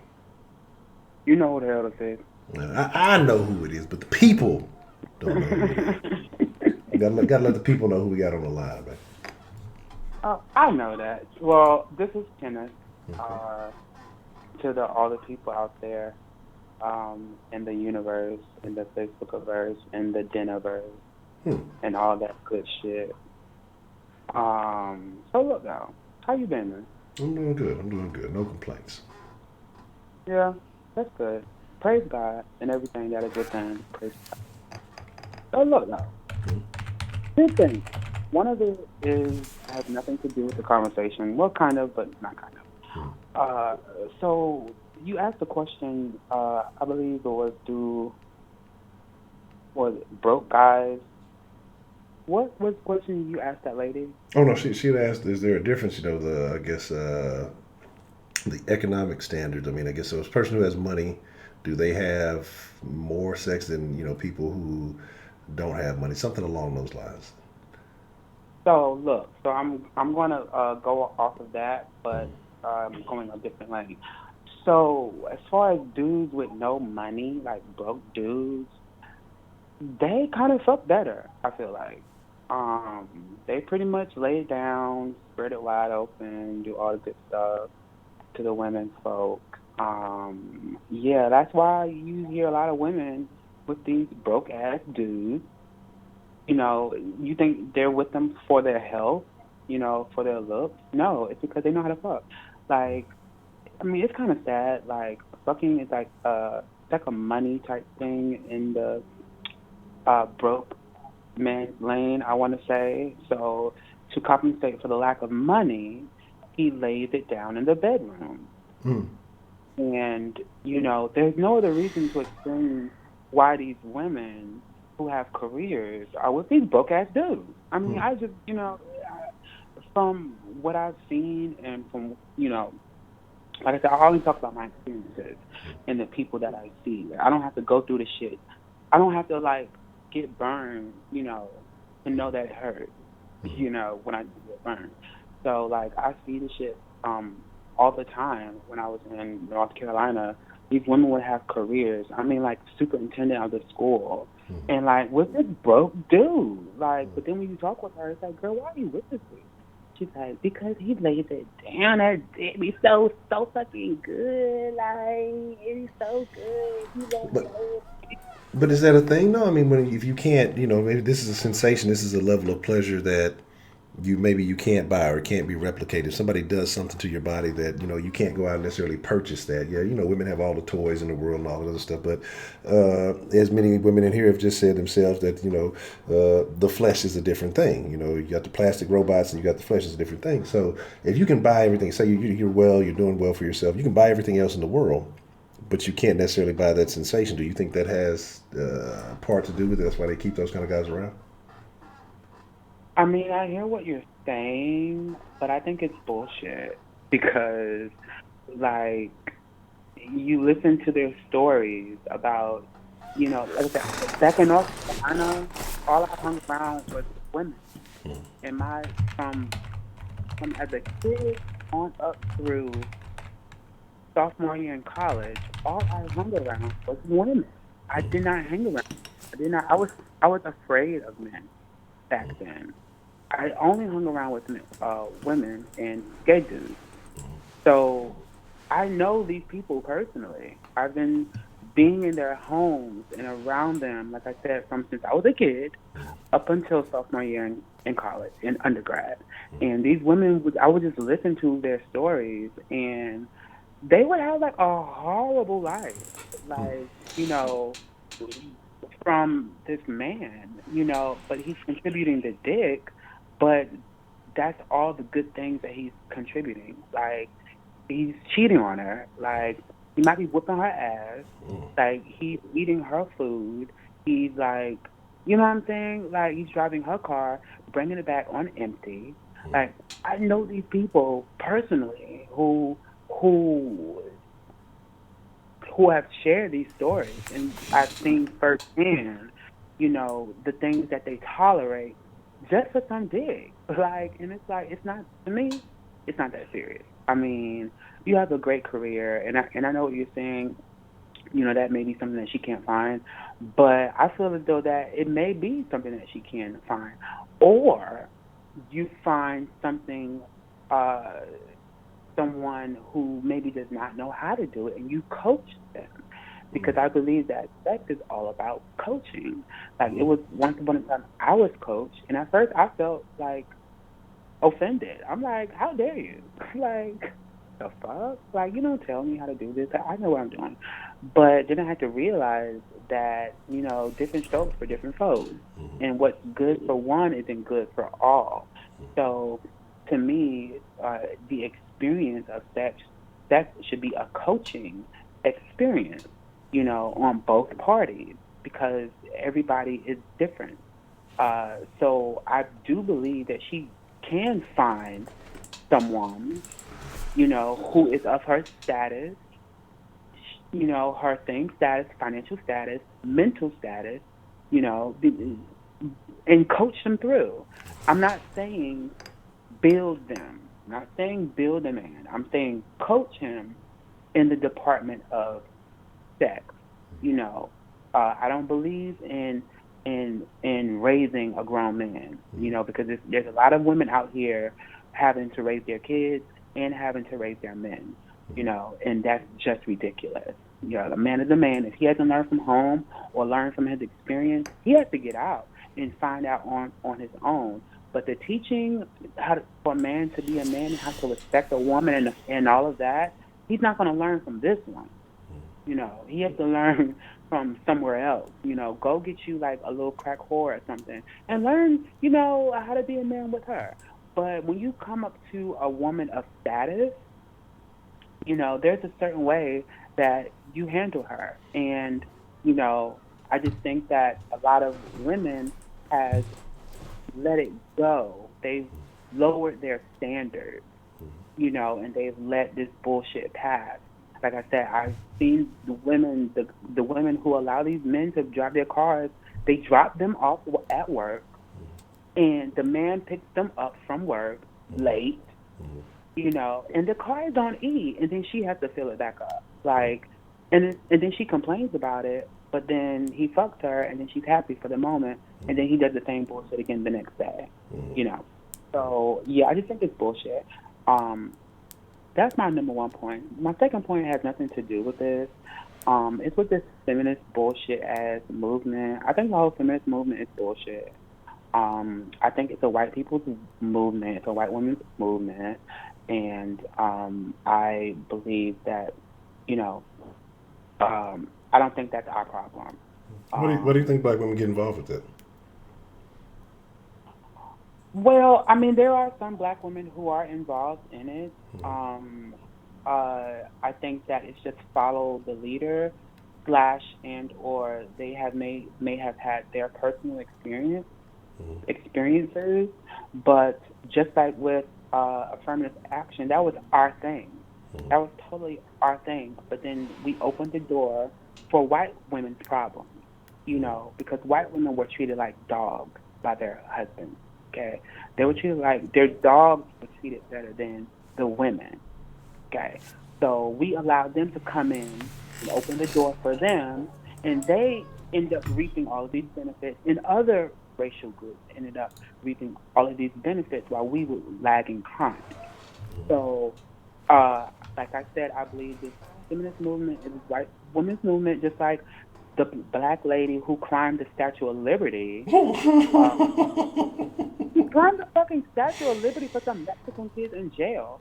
My gosh. I mean, love the Mexican kids, Dora the Explorer, all that shit, you know what I'm saying? Love the Mexican kids, But that's their thing, okay? That has absolutely nothing to do with us. And when she climbed that fucking Statue of Liberty thinking she doing something, like, for some Mexican kids, like, bitch, where the fuck were you these past hundreds and hundreds of years? Like, you didn't climb the fucking Statue of Liberty for us, for your people, for the dozens, millions of people that's been in jail, have been slaughtered.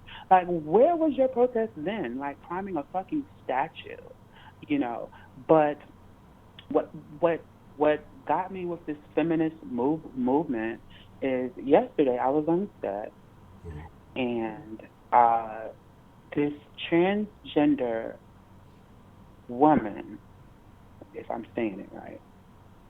Yeah, I think I'm saying it right. Transgendered woman asked me, when you ask me a question, you have to be prepared for the answer. Okay? And the answer may not be what it is that you believe it's going to be. So with me, you got to be really careful when you ask me things. Because I'm just going to give you, like, I'm not going to sugarcoat anything. So the transgender lady, named Shauna, and by the way, I remember that name. I just met this person the other day because there's this person back in my hometown named Shauna, and I cannot stand this girl. Like, I would fart on her breath. You hear me? If I had the opportunity. But yeah, this transgender named Shauna, and she asked me about this feminist movement shit, and I'm like, well, I think it's bullshit. I think it's a white woman's movement, and I have no part in it. And yeah, I think that's you guys need to handle that on your own. I'll send you kisses in the air. Good luck to you guys. Love you from a distance, but that's you guys' thing, And then I can see that she was getting offended, and I'm like, here we go. Someone who asks a question, then when they hear my answer, they're offended, And then she gets into this Harvey Weinstein or Stein, however you pronounce his name, shit. And I'm like, well, I mean, he should go to jail, And I was talking about R. Kelly, and I'm like, I feel as though that women have to take accountability for their part in this situation. And then this Shauna character gets all upset. You know what I mean? Like, big mad. Now, this Shauna, like, this transgender, are they white, black, Hispanic? What are they? I want to make sure. What do you think this motherfucker was? White. Okay. I'm just want to make White. sure. Okay. To get big mad like that, definitely white. So when I tell you like mad, like sweat was pouring down Shauna's top lip, the upper lip. It was sweat, and I study body language. So when that upper lip underneath that nose begins to sweat, oh, you're mad. You're like a raging bull at this point. And, so I said, well, they have to take accountability. And then she goes, well, no, how dare you say that? It's all his fault. It's 100% his fault. And you're saying that it's her fault. And I'm like, don't put words in my mouth. I never said it was her fault. I said that women have to take the blame for their part in this situation. And she's like, what are you talking about, their part in the situation? These women were vulnerable women. Vulnerable. Voice was fucking deeper than mine, okay? Voice was totally deeper than mine. Talking about these women are fucking vulnerable, and they wanted their career in Hollywood and all of this and that and the third. And I'm like, so they wanted something. Like, that's my point. Like, that was a choice. That was totally a choice. They wanted something, and they paid a price to get it. I mean, it's literally 1 + 1 = 2. Yes. And I'm like, if there was nothing for them to get out the deal, and I'm like, I have not read not one article or seen not one interview where these women were saying that they were held down by chains and ropes and gagged.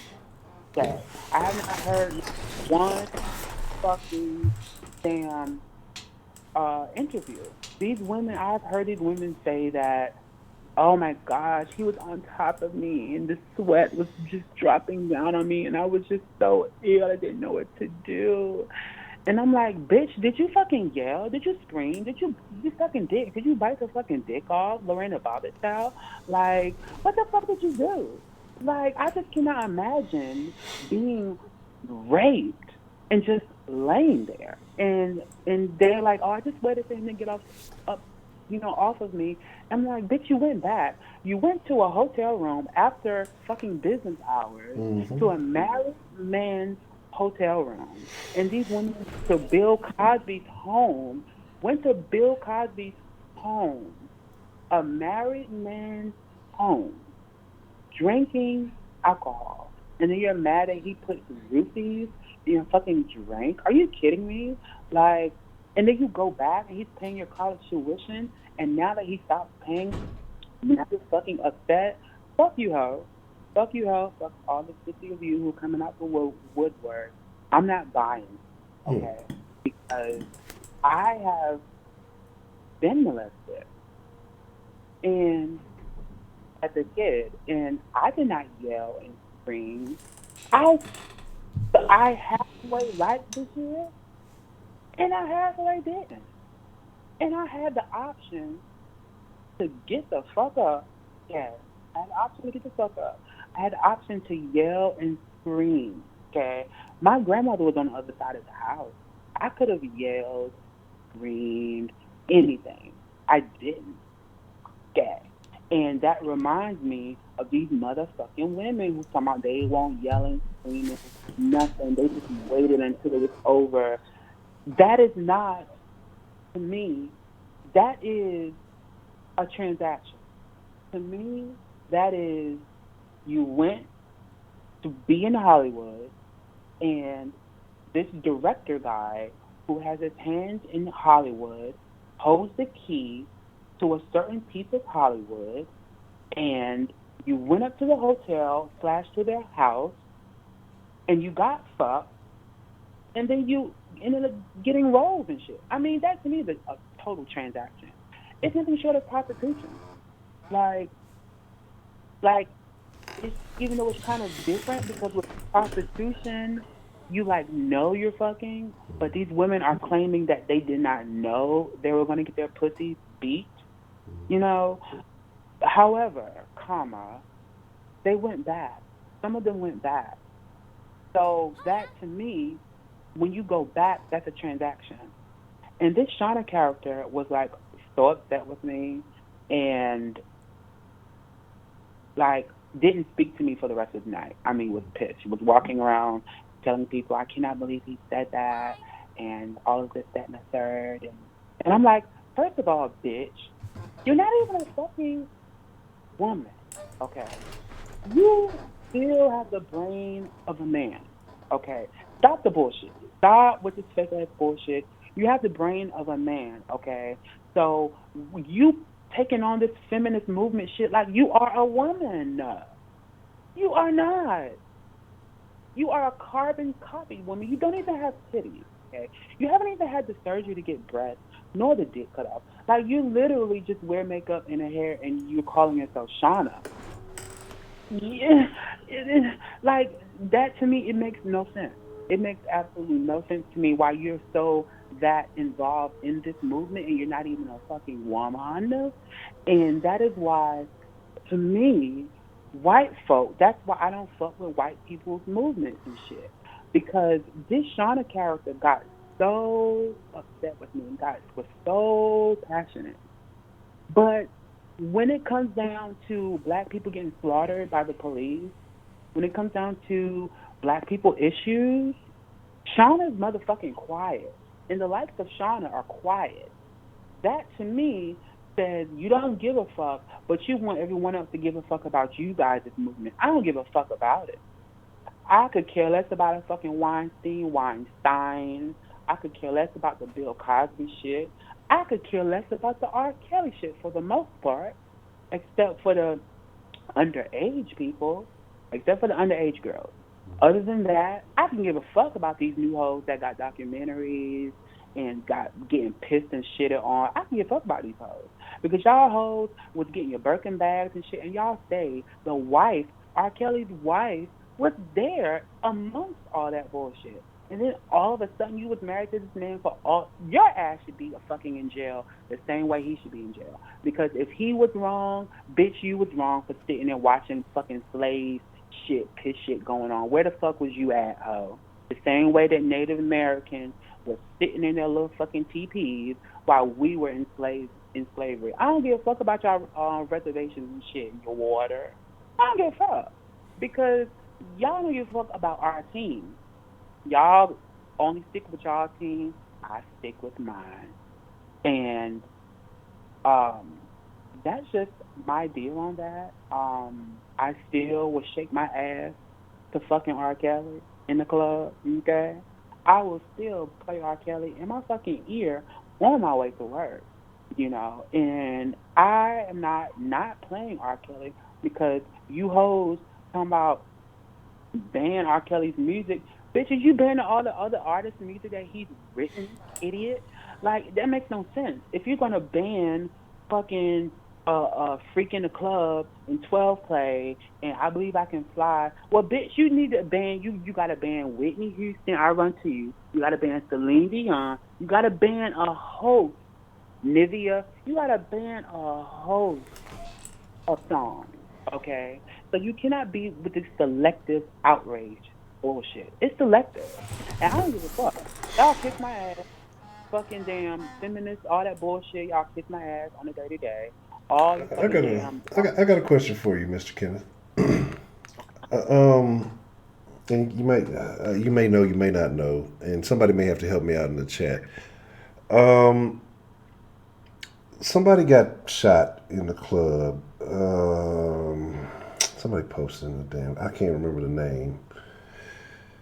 Right. Somebody said ban Seventh Heaven. Seventh Heaven was still coming the fuck on. They ain't take that shit off air. And y'all want to ban fucking Cosby Show? Fuck y'all hoes. Y'all ain't banned the fucking priests who fucking little kids and they fucking little booty hoes. Fuck y'all hoes. Y'all are so selective. I don't give a fuck about y'all white outrage and y'all white tears. Santana, yes. Bottle up fucking tears and use them when the fucking world ends and drink. So Santana got shot. Are you familiar with Santana? No. Who was that? Like Joel Santana? No, not him. This appears to be a darker guy. Wears very thick eyelashes. Okay. I was wondering if you may have been familiar with it because I was going to ask your input on it. Apparently, he was in the club, and Uh-huh. I believe they say he's a gay rapper. And so what had happened, cause I saw somebody post, but I saw somebody post some stuff on Twitter, and they were saying that the guys that shot him or felt disrespected. He got on there and he was saying it's homophobia, and he was upset with straight men. But then what was being said, I guess, from women who were in the club or wherever it was that he was kind of shaking his ass and doing some stuff towards these guys, and they were straight and they were not welcoming or advancing these things that he was doing. But he was kind of on some I don't give a fuck shit, and I guess they felt offended, and I guess they end up shooting him outside of the club. Wait. What do you mean shaking his ass? Was he shaking his ass? Like they said, they said he was trying to, I think, twerk on these dudes or something like that. Something along. I can't remember the exact details of what they were saying. So I can't believe it. Ain't no gay dude gonna just walk up to straight to and twerk on it. I gotta see that. That's like gay people don't do that. Now they may do it from a distance, but they don't walk up to no straight dude in a straight function and just shake their ass on a straight dude. Like that just doesn't happen. Yeah, there's something about showing his thong and shit. Because I did hear they said something on that little video talking about he was showing his thong and doing all this stuff towards these dudes. Oh, whoa. Well, that's kind of rude. And he got shot? Yeah, he ended up getting shot after the club, apparently when they was leaving for the club. Leaving from the club, they said they pulled up on, I guess, whatever car he was in. He was on the passenger side, and they shot him. But that is sad. But he survived. And they said immediately after he was shooting a video with a whole camera crew behind him. So I don't think he was injured that bad. He might not have. He still got shot. He got shot, even if it's a graze, but still. He got grazed by the bullet. Okay. But they probably intended to. I'm pretty sure they didn't think, well, we're gonna run, we're gonna pull up on this nigga, we're gonna graze this nigga. You got him, all right, and all that stuff. Right, But they probably intentionally would to shoot his ass. But I was just curious if you had heard anything about that or what you thought about that. So I haven't heard anything about it, but listening to your story. Okay, so I'm watching this video as we speak. I'm on YouTube, and he has on like a red ensemble. Nah, I'm not sure. Some red tight pants and some a red little jacket. Okay. So yeah. So I just watched the video. Boom. I'm watching the video and I'm not seeing him shaking his ass on anyone. I see him walking around rapping. Looking at the camera and shit. Now, and this is how I know the story, what you've told it doesn't sound quite accurate, and I'm not, because I'm thinking logically and from experience. Now, I was with a friend of mine in college, and we were at a party, and my friend has he had a really fat ass. He had long hair. And he was twerking and shit, and this dude, he was in a fraternity, he got behind my friend and was dancing on my friend, on the ass.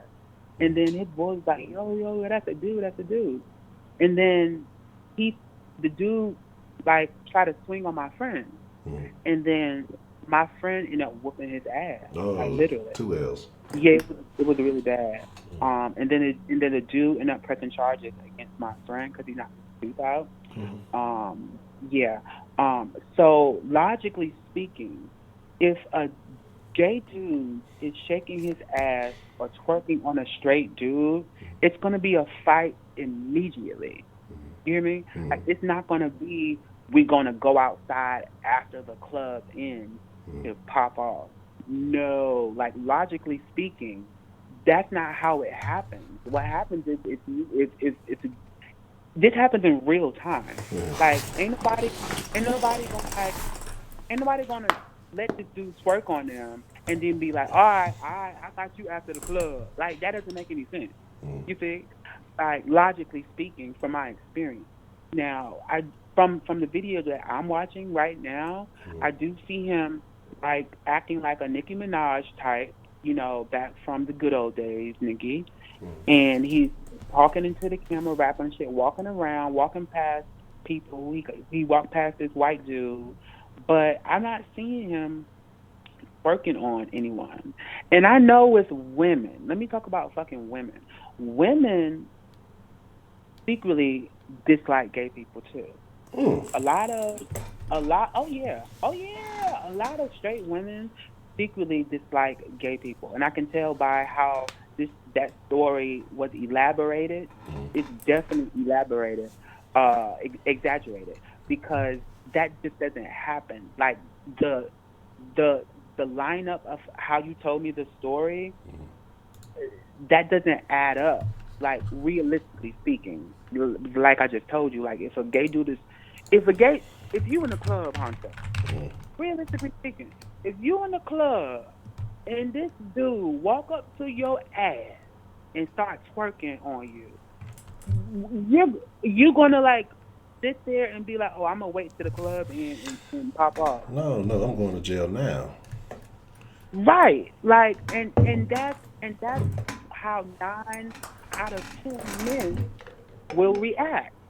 That is literally how 9 out of 10 men will react.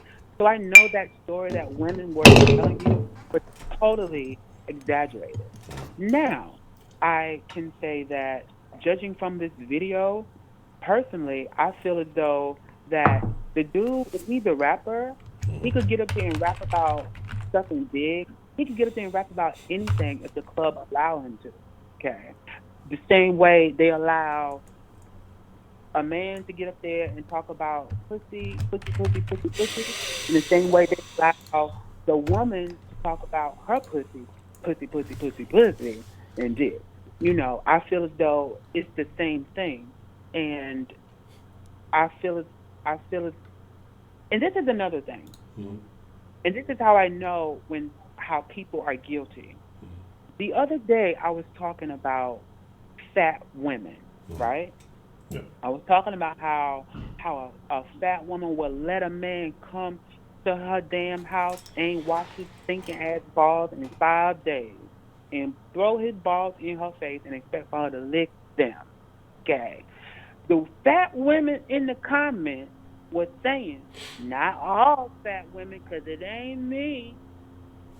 You see, when people, I just saw Miss Bell say, that ain't me, I don't like it. When people mention themselves and include themselves, you're damn right I'm wrong with it. When people include themselves into something that is speaking generally, when I'm generally talking, they're guilty as fuck. Because if I know that if I'm a fat woman and I know that ain't no stinking rusty ass balls getting in my face, if I know that, I'm not gonna then say, "Oh, not me. You got it twisted." Bitch, I know it ain't me, because I don't have to respond like that because I know that ain't me. Okay, so when I say that a lot of straight women hate gay people, for you to say, "Oh, he got it wrong because that ain't me," for you to say that, you feel a little bit guilty somewhere in there. It's a little bit of truth in there, because you wouldn't even, and that is the same way. Like for instance, when if a good comment is made, Honcho, if a good comment like, "Damn, all men, all women got good pussy," right? A woman is not gonna then comment, not all women, not all women. Am I right or am I right? Yes, that's correct. Right. So therefore, it's some guilt somewhere in there. And obviously, I'm not talking about all women, but there is a lot of women. Let a gay person piss off a woman. The first thing she's gonna say is, "You fucking faggot." That's the first thing she's gonna say.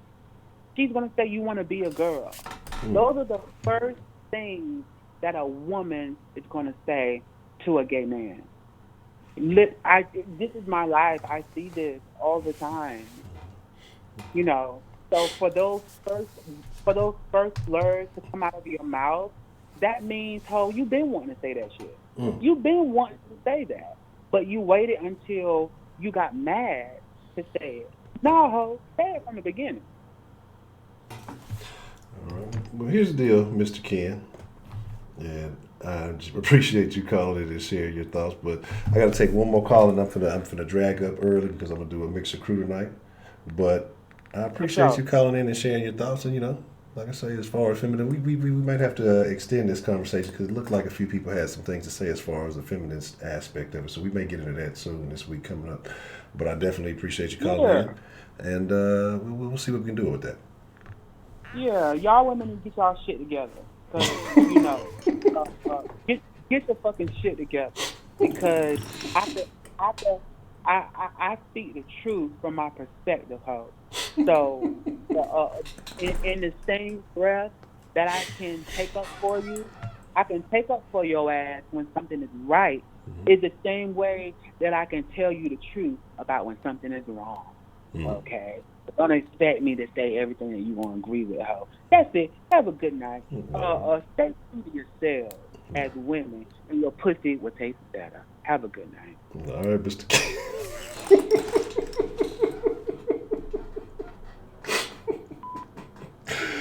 Oh man, that's funny. All right, Miss Ashley, I said I'd let you be the last caller here.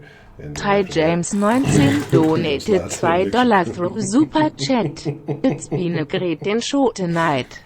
I had to donate. Appreciate the love, Trey. Woo! Oh man. See, I like them kids.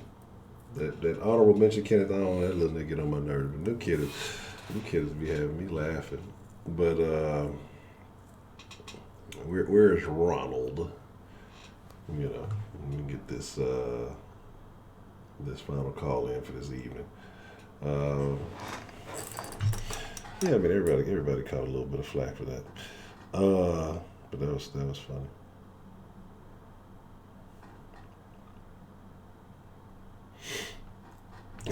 See, look, that's what I'm talking about. See, Ronald Eyes, they talked all that shit. Now she on color people time. I'm finna be on a Honcho Heights.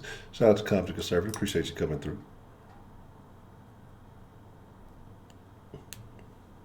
All right, look, this is what we finna do. Well, while I'm waiting on Ashley, I'm going to take a quick Honcho hiatus, real quick, and then we'll jump right back in. Y'all give me just a moment.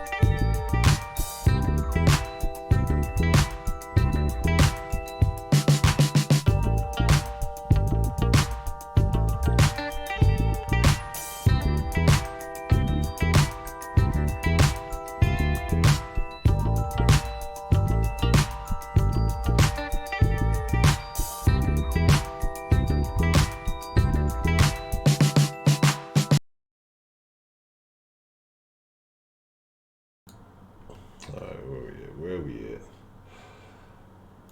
God damn it. I don't see it. I hadn't seen it. Call back again. I didn't see it. Nothing showed up. I don't want to call you. You call me. I don't know your number.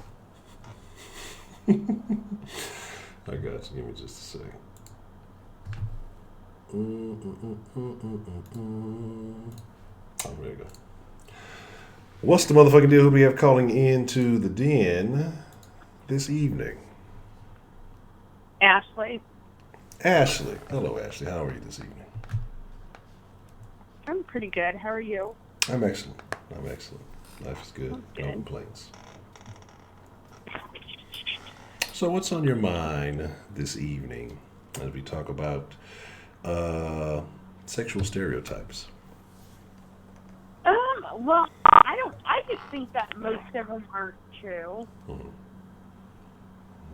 Have you encountered one that you may have at one point in time believed was true, but surprisingly it wasn't? Yeah, that, just like black guys are the biggest or whatever. Okay.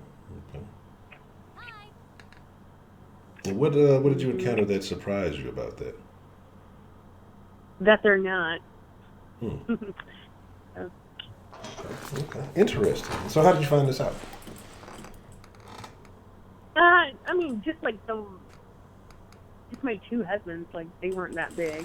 But this Mexican guy that I did have sex with, oh my God. So wait, whoa, pause, wait, hold on one second. Okay. So are you telling me that Ashley of the Den Show had an interracial encounter? I told you that, yes. Okay. I must have slipped, or maybe I must have missed it, or maybe I don't recall. We talk about a lot of stuff in here. Okay. Interesting. Okay. All right. Okay. So big.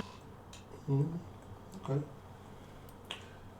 So, what if you just have a piss poor ability of picking black guys? I mean, that could be true because they were like African, so, like that's different. I mean, it's probably not different, but I don't know, maybe. Well, maybe, see what happens. Were they born in Africa and then came to America? Were they, of African descent? They were African. Okay. Well, maybe the trip overseas, maybe it makes it shrink up to all the high altitude air pressure, causes shrinkage. Right. So here's my thing. So that's something you found to be a different. And true. Okay, that's interesting. I mean, I'm not saying that all black guys don't have a big, or like they're not larger than average, because I mean, I don't know.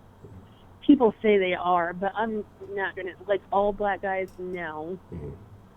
And specifically these Africans that I thought were just going to shift my cervix and do all this nonsense. No, that didn't happen. Glad. Interesting. You want to be deconstructed over there. So, what is your experience with American black men? Oh, good. Yeah. Okay, I'm just curious. All right, interesting. I mean, yeah, I'm good. Just the biggest I've ever, I could say, the best overall, the person that was, the biggest and, or, the best at doing it was Mexican. All right. What other interesting stereotypes have you heard or encountered or that you found were false or that you may have questions about? Stereotype, black girls don't suck dick like that. I've heard about that one. We're going to skip you on that one. Huh? So we're going to skip you on that one. Why? 35 seconds? I mean, I do it, but the rumor is that black women are just, older black women don't suck dick like that. I mean, like, you know. I mean, they do, but I'm saying, like, the stigma. I'm saying the stigma. Like in high school, like, these little bitches were doing the most. Like, yeah. Yeah,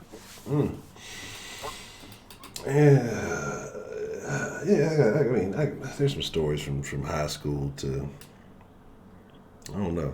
Black girls might have been late. 'Cause it seemed like the white girls, they were jumping off in junior high. So I don't know. Yeah, they were. I went to school with white girls, and they were sucking dick for a long time. They're better at using birth control, but them hoes be fucking too. That's terrible. That's terrible. I'm just saying, you know, I'm just telling y'all what I've seen, allegedly. You know, it just is what it is. But again, you know, I had a stigma placed upon me early in high school. So maybe the black girls, well, I don't know, because it was anyway. Yeah, I'm going to tell certain stories, not all of them, but yeah. So, you know, it is what it is. So what other rumors have you heard or that you found to be falsified? So are you saying that you don't believe older black women suck dick like that? Is that what you're saying? No, they do. I think they have more of like a hang up about it. Okay. That's interesting. So do you have hang ups about it? Do I have hang ups about it? Yes. No, I do. I told you. I give head, just not for that long. So what's wrong with going that long? Because I don't know. There was an incident, so I just can't do it for that long. There's an incident. It sounds funny when you put it that way, but I mean, in the incident, the goal. I mean, isn't that the outcome that you you know what I'm saying, that you're trying to get to, and that the whole point of these type of situations, to reach those incidents? Yeah, but it was like super quick. So anyways, that's why I don't do it. I just, no. Some people call that a talent. Well, I don't want it. They take this back. That's tough, man. Okay, so another one is like, what I did notice is that guys who have, not necessarily big, but if they're like really flat-footed, those guys have big dicks. What? Flat-footed? Yes. Like, really, like, it doesn't matter how big their feet are. If they're like flat-footed and their feet are like feet like a fat guy, like, you know, just like fat and chubby, like, they have big dicks. That's what I heard. And in my experience, all guys with flat feet, or, you know, they'll look the same. Well, you know what? I'm glad you said that. I'm glad you said that, because then that also kind of goes with the thing with women, that bow-legged women are supposed to have better pussy. So I wouldn't think so, because their bones are all curved. Yeah, I'm just telling you. I'm just saying that's the stigmas that people say. These are things that people make up for. These are things that people say. Flat-footed. That's like, funny. Come on. Just because you didn't get enough vitamins as a child doesn't mean your snatch is any better. Get out of here. They didn't get the Flintstones kids. They apparently weren't. What the hell, Shelly? You had experiences with Shaquille O'Neal? You living vicariously. Says Shelly over there living vicariously through people. I don't know. I'm trying to think. I don't know. So, I'm gonna leave it. I'm not even gonna go into some of these things, because now that you said that, it's like it unlocked a part of my brain that made me think about like 10 experiences all at once, and I'm just like, oh, forgot all about that stuff. So that's interesting. I got a terrible memory. Like, my memory is awful. I need some ginseng. Okay. So, for the most part, you would say, though, most of the experiences that you've encountered, that the rumors or the stereotypes that you've heard were false, but some of them are true to you. Yeah. Okay. Yeah. Very interesting. Very, very intriguing. Yeah. I mean, and it could have just been unusual because, I don't know, I was talking to my friend about it. She said that's usually not what's up, but I don't know. Maybe you have a... Usually a heavy penis that night.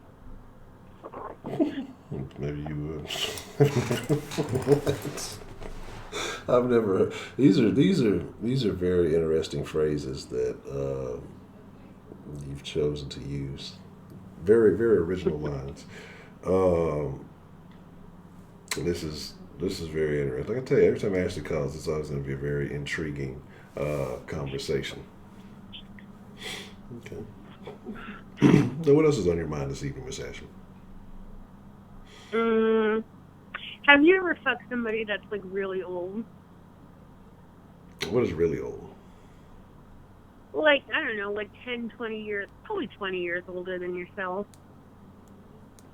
Like currently, no. When I was younger, yeah, I did. Like how young? Like 20? Like 16. 16? Yeah. You were fucking a 36-year-old? Oh my god.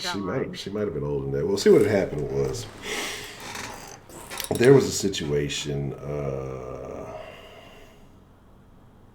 Let me not. I don't want to make too many details because sometimes people I do know occasionally come into the den. There was a situation with someone in my apartment complex at that time. Actually, I fucked a couple of older chicks when I was younger, and so what had happened was I forgot what it was. I think I went to the store. Yeah, I was kicking it over. Some of my partners was over at the apartment, and so I went to the store to go grab some cigars or something, probably something, munchies or something. I don't fucking know. And so I go, and on the way back to the store, someone pokes their head out of the apartment and says, "Hey, I need some help with something. Could you help me real quick?" And so I was just like, all right, cool. I mean, I was cool with pretty much everybody around the way. It wasn't no real issue. I'm not going to say how I knew them or what anything like that. But so I go in, and this woman tells me, "My kids just went to the pool, and I want to fuck." Oh my gosh. And basically, I had some basketball shorts on. She pulled my dick out and started sucking while she was sitting on the couch. And then she went to the room. She gave me a condom. And she's like, "Get your nut fast as you can. I just want to fuck."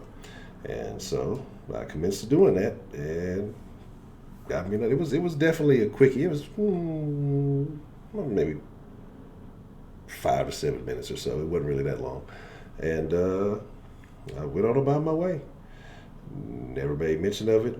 By the time I got back to the apartment, my partners didn't even realize that I was gone or anything happened. And I just had a little extra cheese on my face. Then we rolled up some weed, we smoked, and then that was that. Like, that was pretty much it. So. Oh my god. So what did you do when you seen her? Nothing. Say nothing. Like, I mean, why? Oh my god. For what? What about her kid?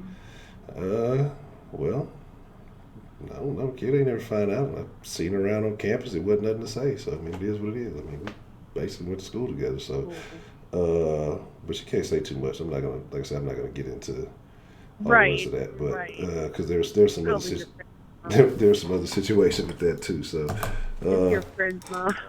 I wouldn't say friends, but familiar with. Yeah. Kind of well. But so, like I said, things happen. It's it is what it is. You know what I'm saying? I was not sex trafficked. I was sex redirected. And do you think that goes on a lot? I think it happens all the time. Older black women are pedophiles. See, and you hear about people saying this, and you're like, yeah, right. You know, like, you just hear, like, guys talking, and you're like, yeah, right, you didn't fuck no old lady. And they were probably not lying. It's not just old black women. Older women are out here. Oh, no, it's not they're snatching up the little youngsters. They think they can get something. They checking out the youngsters because this, like I said, it's when I was, playing sports stuff. I was in much better shape and things like that. My cousin and there was a pedophile. I mean, a female teacher who was like flashing the kids, and nobody believed them. That's tough. And it was probably totally true. This person wasn't black. Yeah. But, anyways, not that that's important. But, yeah, so, I mean. Oh, my God, that is so crazy. But, like I said, it's funny because, like I say, randomly, I passed by, and because it was actually her, and she had like I don't know if it was her roommate or a friend who was always over there all the time or whatever. And, they'd say like little stuff, not necessarily, like innuendo, but it wasn't nothing direct and kind of like out front or nothing like that. So, you just kind of chuckle and pass it on. You don't really take it that serious. And,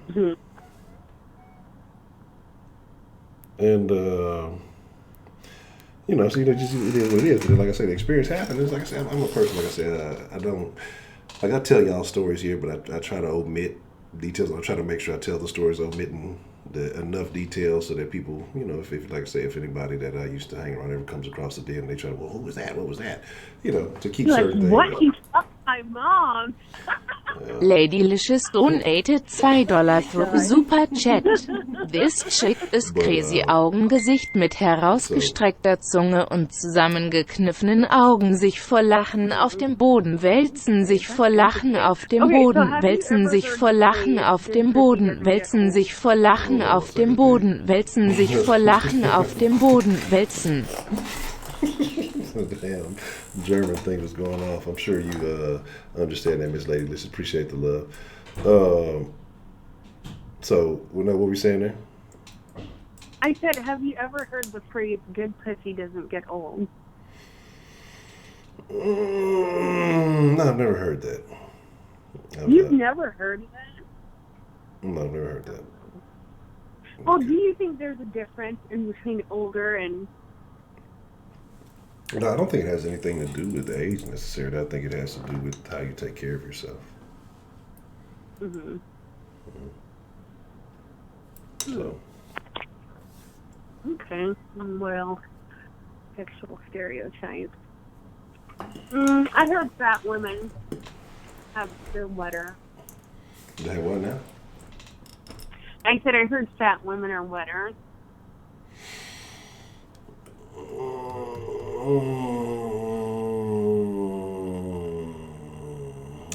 Heidi Kleindienst donated $2 für Super Chat.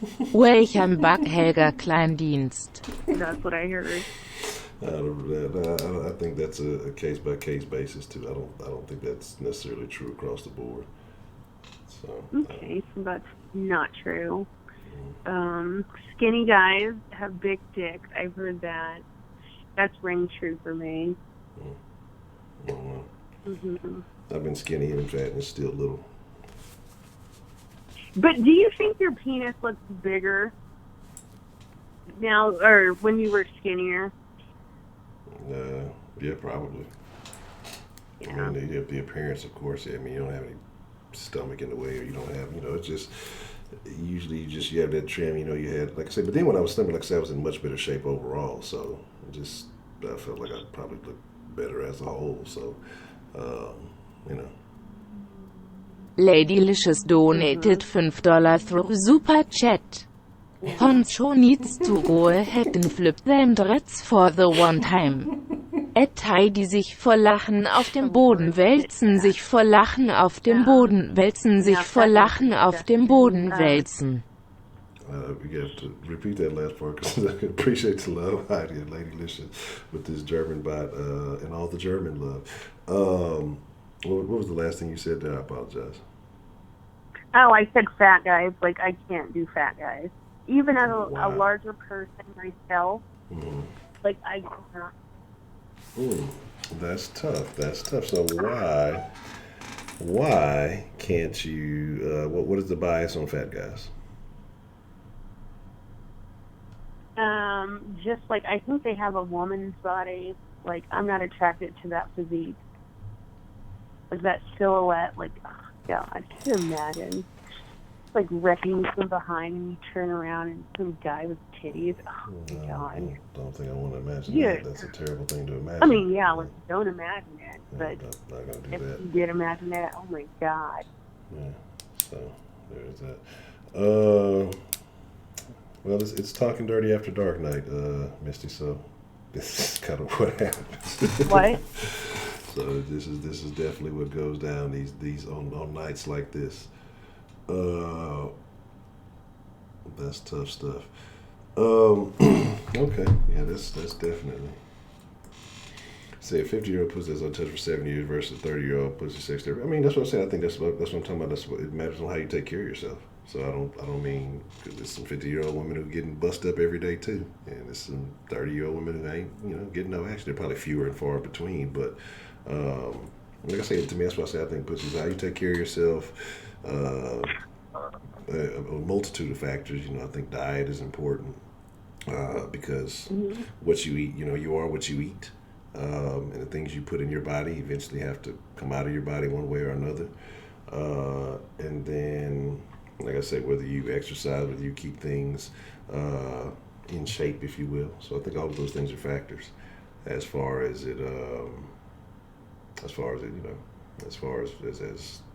how things feel or how things are maintained. Mm-hmm. Cause like I say, it was. I don't know. I'm not gonna tell that story. I think I probably told it, but never went into detail with it. So been some things. Like I say, I've had good old. I've had terrible younger when I was younger. I mean, it's just that's what I say. I think it's just everything is individual. Mm-hmm. So, Broly, you know what Ashley is. I'm black.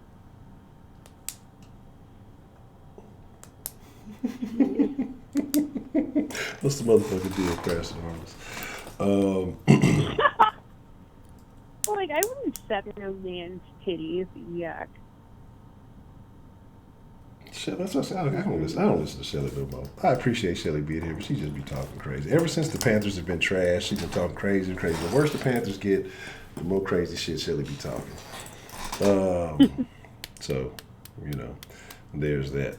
I don't know, man. I don't know. Anything else that's on your mind there, Miss Ashley? Like about sexual stereotypes or what? Yeah. I mean, are there any further stereotypes? Any other further questions? I mean, this is the deal. So if there's something else you would like to discuss or ask before we wrap so, like, up. what's the freakiest thing you've done? Yeah, that's probably not going to talk about that tonight. Come on. Okay, fine. Well, what's the freakiest thing you'll mention? I don't know. Let's see. Let me think about it.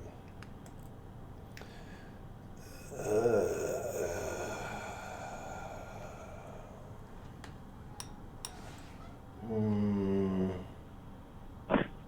don't know. We're gonna keep it vanilla. We're gonna keep it vanilla. Never with Harvey. Like I say, it's just, man, it just depends, and I don't know. It just depends on the person. Again, it consider what you consider freaky and what you don't. Well, what do you consider freaky? Lady Licious, I am not white, and I don't think that's funny or cute. I think. Like, I don't enjoy people saying that. Being white, that's not funny or cute. That's nothing I want to be. I'm a black person. I had a race play joke there, but I'm gonna leave it alone for now. I don't know, man. Like I said, So most of the stuff, like I said, I don't know what people consider freaky anymore. I think a lot of shit is relatively vanilla, but then a lot of stuff that people are Kenneth into nowadays, Fitzgerald donated I'm not fucking $10. doing. John drinks the milk pouring out of Corey's mother's sagging berry titties. Let me see. Well,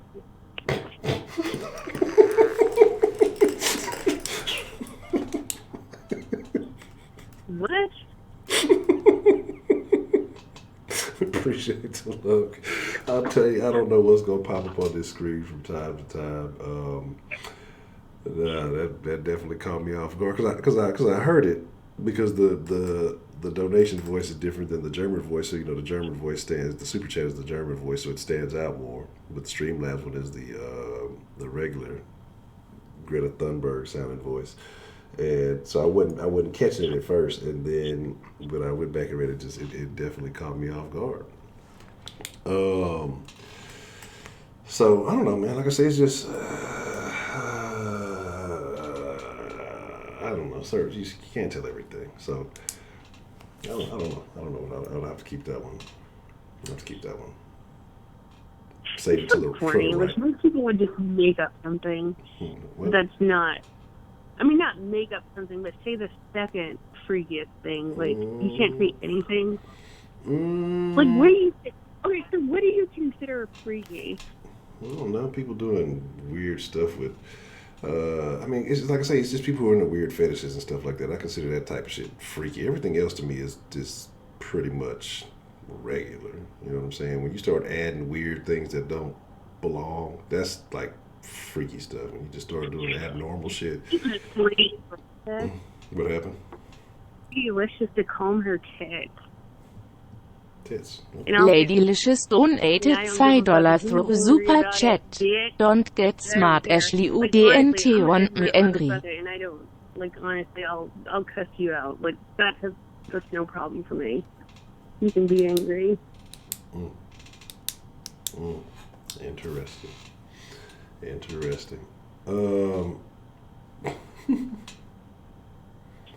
But keep donating so I can these messages. You don't mind?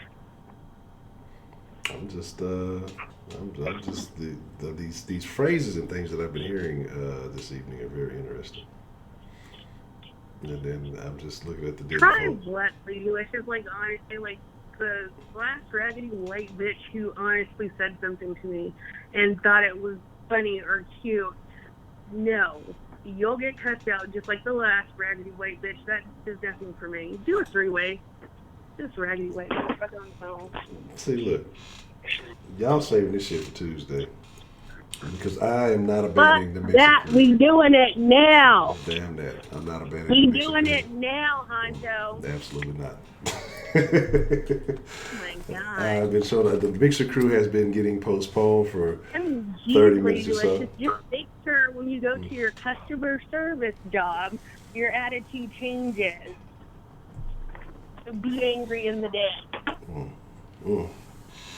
So, look, y'all ain't peer pressuring Right this tonight. now. We will be saving this for Tuesday. Like, all I do is talk shit all day. Like, Y'all ain't finna be started with here and y'all. let another motherfucker talk to me crazy. Get out of here. Y'all ain't finna get me started tonight. I will not decline the mixer crew. What's freaky Honcho join the Aryan Brotherhood? That would be definitely awkward. That would definitely be something peculiar. So, you love the Aryan Brotherhood? No, I said I love Kenneth. Oh. I mean, I don't think they're viewed, like, they're not exactly mine. However, anyways, I'm not against it. They aren't mine, but Y'all trying to everybody has a right to believe what they want to believe. Interesting.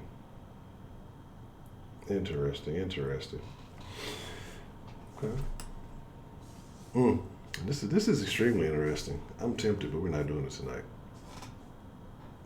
Like, how is me calling you a random white bitch me getting mad? That's literally me telling you about yourself. Mixer Crew Just does Sarah good. donated $2 through Super Chat. Do it, Honcho, Gesicht mit Freudentränen, Gesicht mit Freudentränen, Gesicht mit Freudentränen. I mean, do you, Mixer Crew does care. Mixer Crew's been waiting for these donations are pouring in. 38 minutes. Yeah, let's see. Pretty tempting. Well, it's quite tempting, but we are going to sit on it till Tuesday, and we're going to give it the adequate day to allow the hate to flow. Shannon, you're barely part of the Mixer Crew. I don't even know if you're an official Mixer Crew or not. I haven't decided yet. Shannon's the Mixer Crew president. She's the one who always mentions it. No, she's definitely not the president. She's not even a Mixer mod. So. They're not in the Mixer. Yes, absolutely. Absolutely. Yeah, see, that's what I knew. I That's what I told have something really funny to say. Yes. Did anybody see those? There was like somebody gluing red hats onto birds. Man, yeah, I seen that. I watched that little thing, and but the little video I saw, they kept showing the same one over and over. I was mad because I was hoping to see more birds. They only showed one bird. So I think that was the funniest thing I've seen in a while. it made me think of the fucking pigeons from Animaniacs. A fucking cowboy hat and a pigeon. Like, who would ever think that? Sarah trying to set it. I know, just Sarah. I'm telling y'all. Just Sarah donated $5 through Super Chat. Do it, Honcho, Gesicht mit Freudentränen, Gesicht mit Freudentränen, Gesicht mit Freudentränen, Gesicht mit Freudentränen, Gesicht mit Freudentränen, do it. We're going to let this, I'm telling y'all, Tuesday.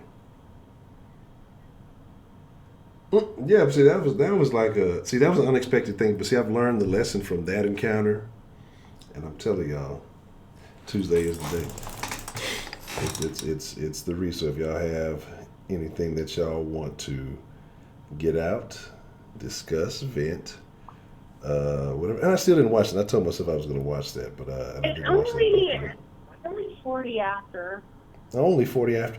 Y'all realize, look, I fucks with y'all. I went back and looked. I've been averaging like 3 and some change hours. There was a couple of days that we actually did do about 2, a little over 2, but significantly well over the intended 2 hours of the show.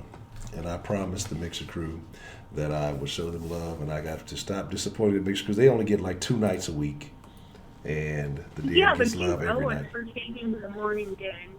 For what? This is tough. This is tough, man. Now y'all trying to put me on the spot. This is a terrible situation. Tuesday, we will have this encounter, and we will exchange. So, are you sure? I'm telling you. Tuesday. Another donation, are you sure? I don't know. Confession said on Sunday. Yeah, that's what I'm saying. Yeah, so I'm telling you, look, see, Mixer Crew is upset. They only get love twice a week. Chanda Tony donated $2 through Super Chat. Are you sure? That matter in your ear. Well, the Mixer Crew is significantly greater. Shannon's like, she's colored people Mixer Crew, which means she comes in like 2 minutes before Mixer Crew is over, says a bunch of random stuff, and then she's gone before it finishes. So she's like mini Mixer Crew. All right, either game. Have a good evening. But like I said, we're going to do this thing on Tuesday, the day that is designated for these beefs. And I'm telling you, well, I think Roger comes sliding in late. Yeah, the Mixer Crew doesn't even know. The Mixer Crew got up to 8 or 9 the other day. We were doing pretty well. We had a very interesting conversation. And those of you who are not in the Mixer Crew, we talk about y'all when y'all don't show up. So, how about that? But here is the deal. I'm not going to keep Mixer Crew waiting anymore. And trust me, y'all will thank me for this later. I'm telling y'all. Well, thank you. Yeah, y'all will appreciate this decision on Tuesday. I guarantee it. Why Tuesday? Because Tuesday is debate day night. Yeah, but we're both here now, and everybody else is here. Mm-hmm.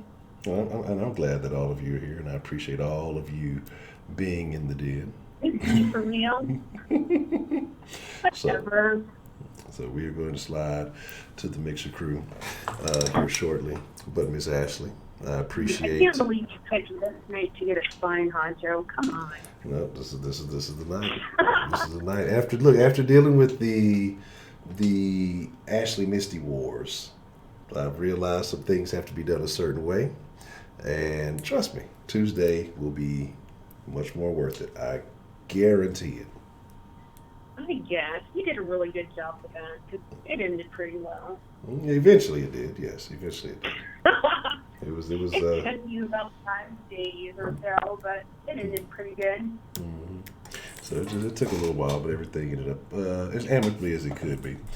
But anything else on your mind before we get ready to wrap it up, Miss Ashley? Actually, I did. Oh my gosh, what was it?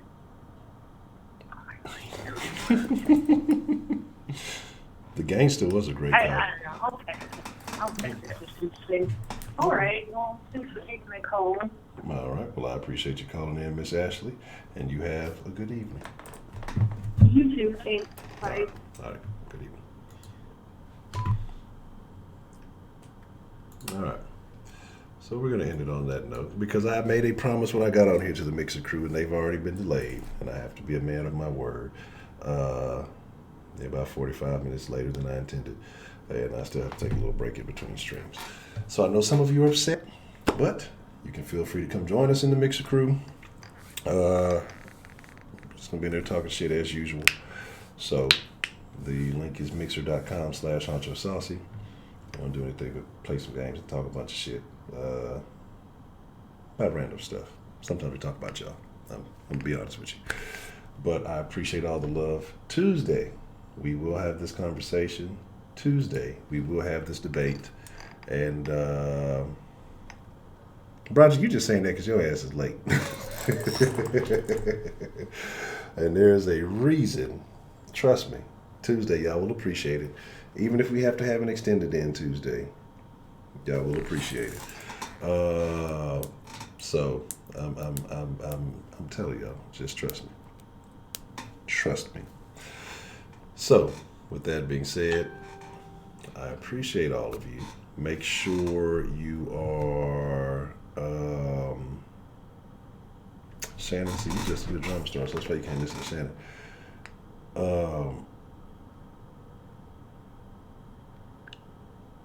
Make sure you are joining us Tuesday if y'all want to see the follow-up. But yeah, if anybody else has some beef that y'all want to discuss, Tuesday is the Den Folk debate night. So whatever y'all want to do, that is the night to do it.